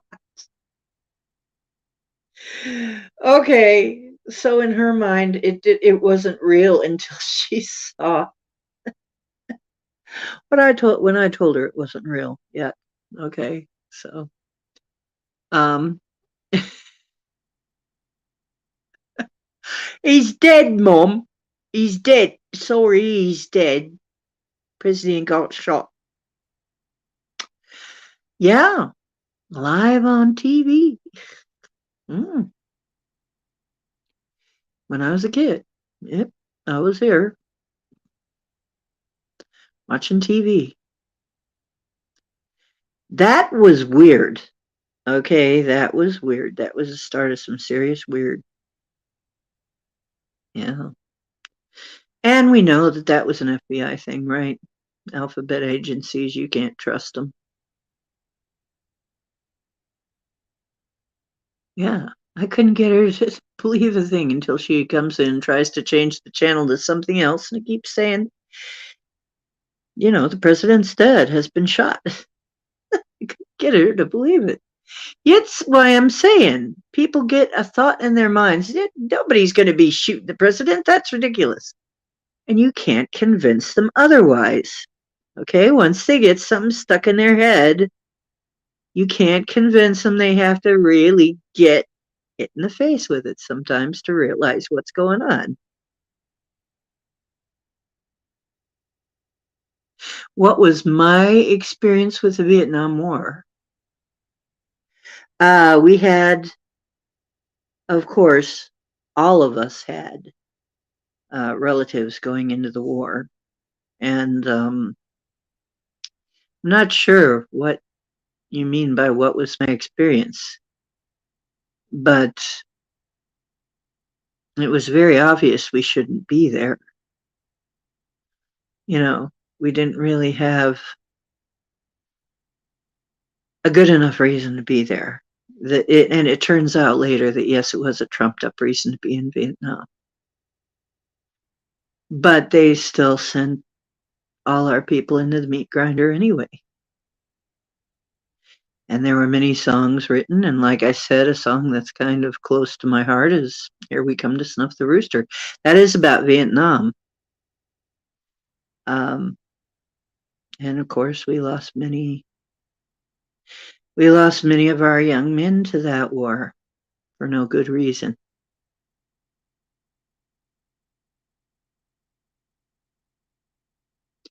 And my father was in World War II. He was older. Oh, virtual chat. Okay.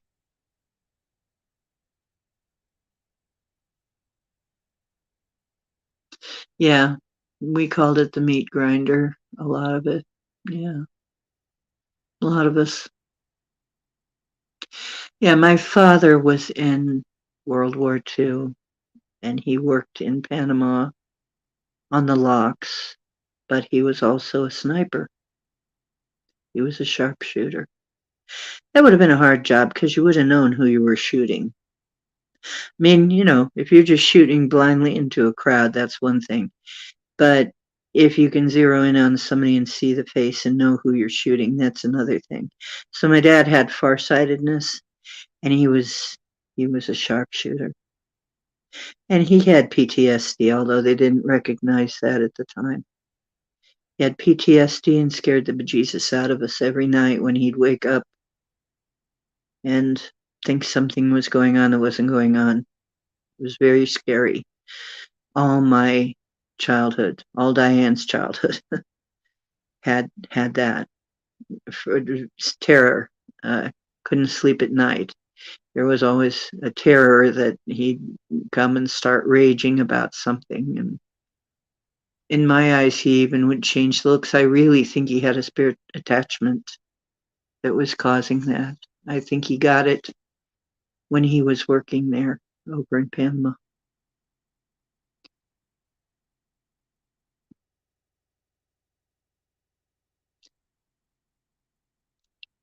Yeah, the canal. Hmm.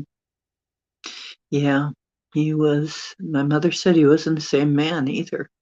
She had another experience like, you know what? Think about this.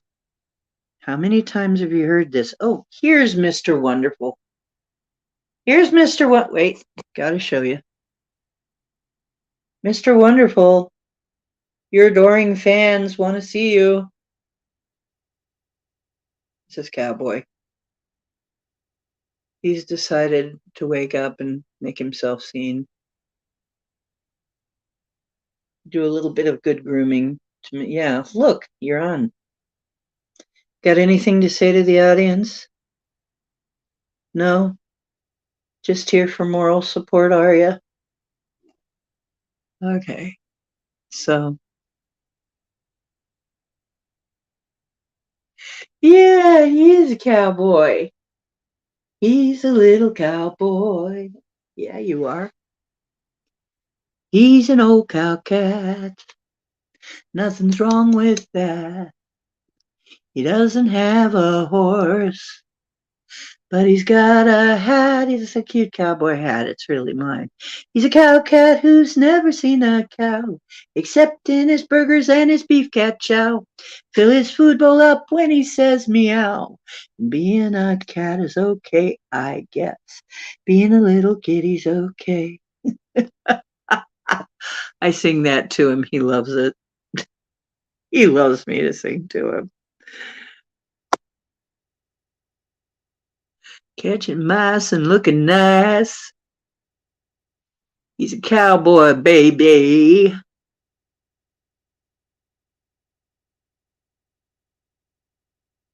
I made that song. I write songs on top of everything else.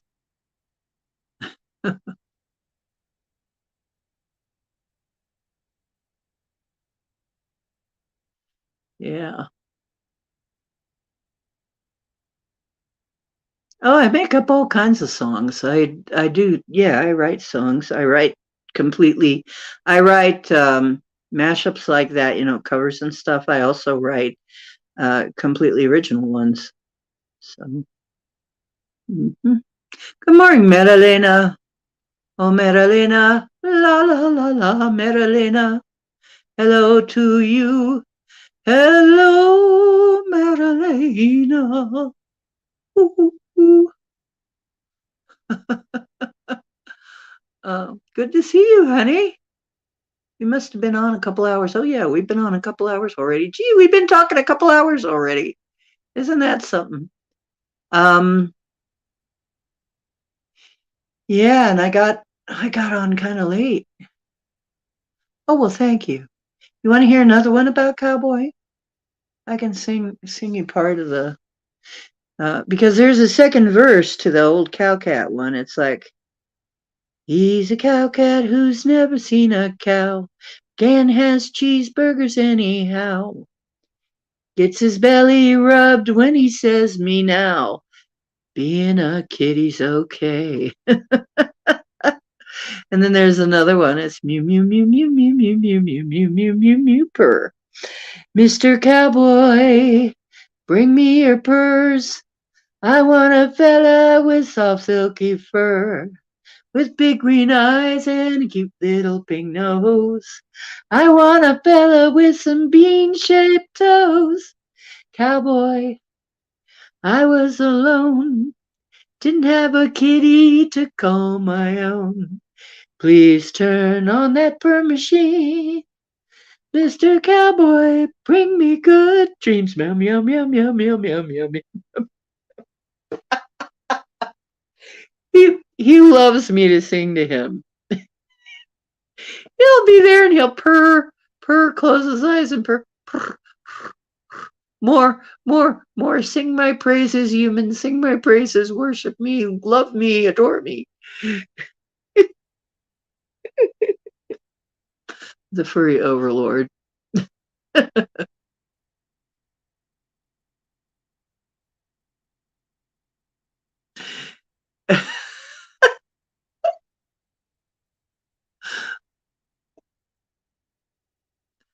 The members sung Piccadilly song. A Piccadilly song. Lithuanian. Um, Marilyn is from South Africa.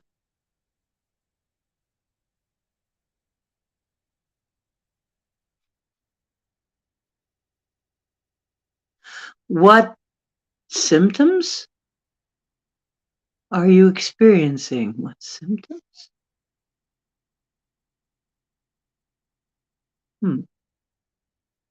Oh, yeah, cats love you to sing to them. They just love all kinds of attention and feel that they deserve it. We could really use lessons from them, couldn't we? We could take some lessons.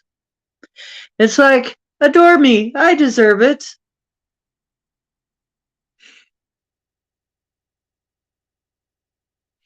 Do not insult Lithuania. I don't know anything about Lithuania.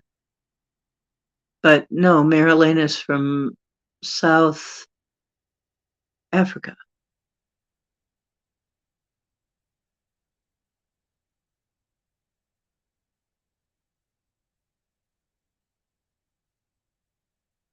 Oh, your spine has been reacting to all of the changes.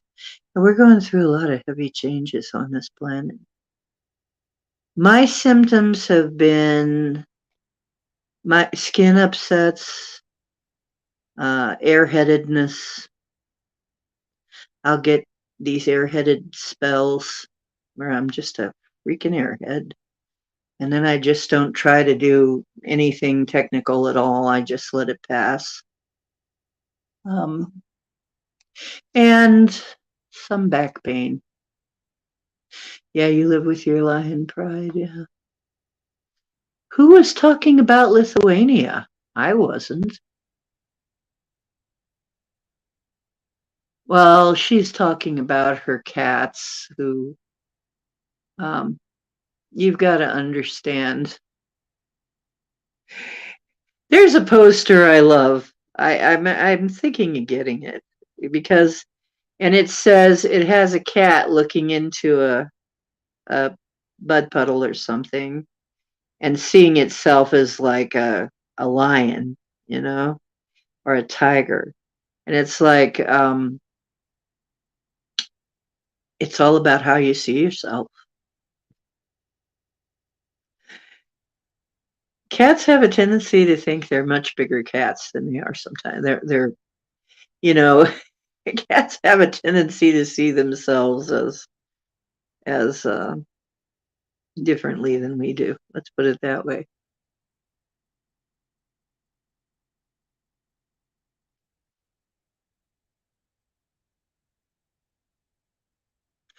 I'm not kidding either.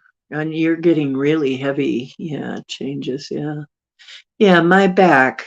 I've been getting them in my back off and on too. Yeah. Must be working on something in the spine then. Changes in the spine. Hmm. Oh yeah, they got it down. They definitely can teach us self-esteem.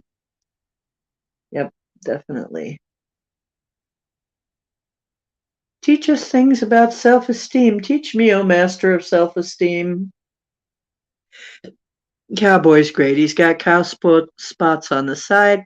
He's got a butterfly on his head and an owl on his butt. He is so cute. He's adorable. But he has his own fan club. He it's so funny. There's one he There's one of his videos that went viral, and he was critiquing a cat toy. I wasn't expecting it, but he went viral. That one.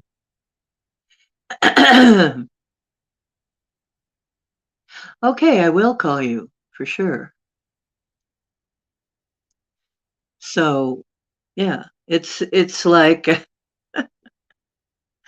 see now I have you thinking, and really that's the best we can all hope for is that maybe if I have you thinking a little differently than you were before you showed up here, maybe have you seeing the world a little differently than you were before you showed up here and seeing the events of your life and maybe admitting to yourself that maybe things are not always what you've been taught they were. As a matter of fact, probably most of the time they're not. I've just come to the conclusion that most of what I've been taught as true and historical and is bullshit. It's all bullshit.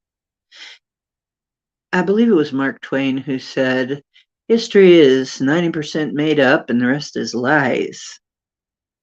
Because it is. I mean, look at what happened with JFK, and that's something that happened in my lifetime. That was a lie. Look at what happened with the disease and the supposed treatment for the disease. Look at how that reality flip-flopped all over the place. Is any of our history true?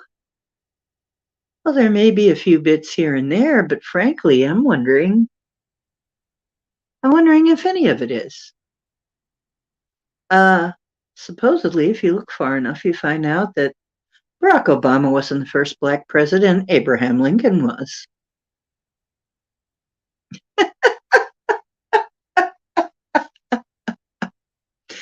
Yeah, he's been whitewashed historically. Do we have a history? Do we know our history? Do we really know do even history buffs know our history? When you really look at our history, the history we think we know, the one that we're getting taught in school, it isn't true. And we're actually getting graded on this BS. No, you get an F. I'm sorry, I had to switch some things around there. It was getting uncomfortable. No. Yes, I will give you. Oh, yes. Oh, yeah. It's always getting tweaked. It's always getting changed. History is always getting changed around to suit whoever. Or are we in a different timeline? See, now you're going to be there going, wait a minute, what's going on here? Like I was. For a long time, man, that was rough too. It was like, wait, am I in a different timeline? Or was that a lie? Or, and it's like, sometimes it's really hard to say.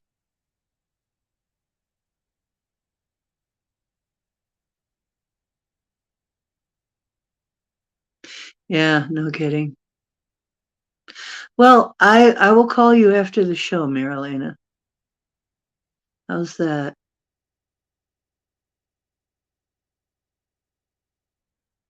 Yeah, because we haven't spoken in a while. If I'm still awake, if I'm able to stay awake after the show, because it's almost 1 o'clock here. So, I've been on 2 hours. I try to keep it under 3 hours, but I don't always make it. You guys have been wonderful chatters. Thank you so much for being here. Thank you so much for your attention. I hope I have you thinking, which is, I feel we need to do. We need to think for ourselves. We need to think outside the box. If we're going to get through these times, as weird as they are, and they are, you got to admit, pretty again weird, we've got to start thinking outside the box, outside the normal limits. We want to ever make sense of this because we're at that kind of time. It's just the way the times are. So I hope I've helped you do that. I hope I've given you some food for thought. And I hope you really believe me when I say you are divine and you are creators.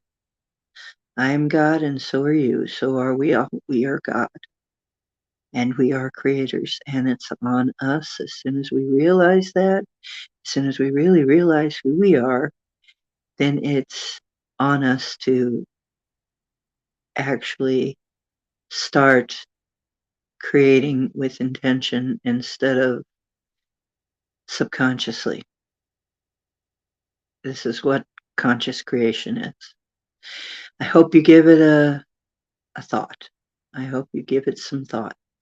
And I hope you believe me when I say you are divine. Okay? And the truth is where you find it. Hope you're finding some on this show. And honestly, do I live up to the term deep woo? Now you know what I mean by deep woo, right? I think I deliver when it comes to deep woo. I think I keep my promise. Okay.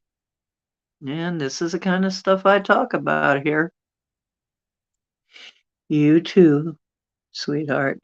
I think I'll try calling you right after. Hopefully I'll be able to stay awake. It's kind of late, but heck with it. I'm trying not to be such a night owl, but I'll, sometimes you gotta do things to keep up your social stuff. And I want to say we're here. I'm on Sunday night, Monday night, Wednesday night.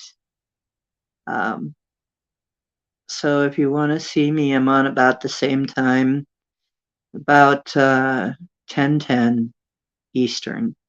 Tonight was kind of a weird night. It was kind of an off night.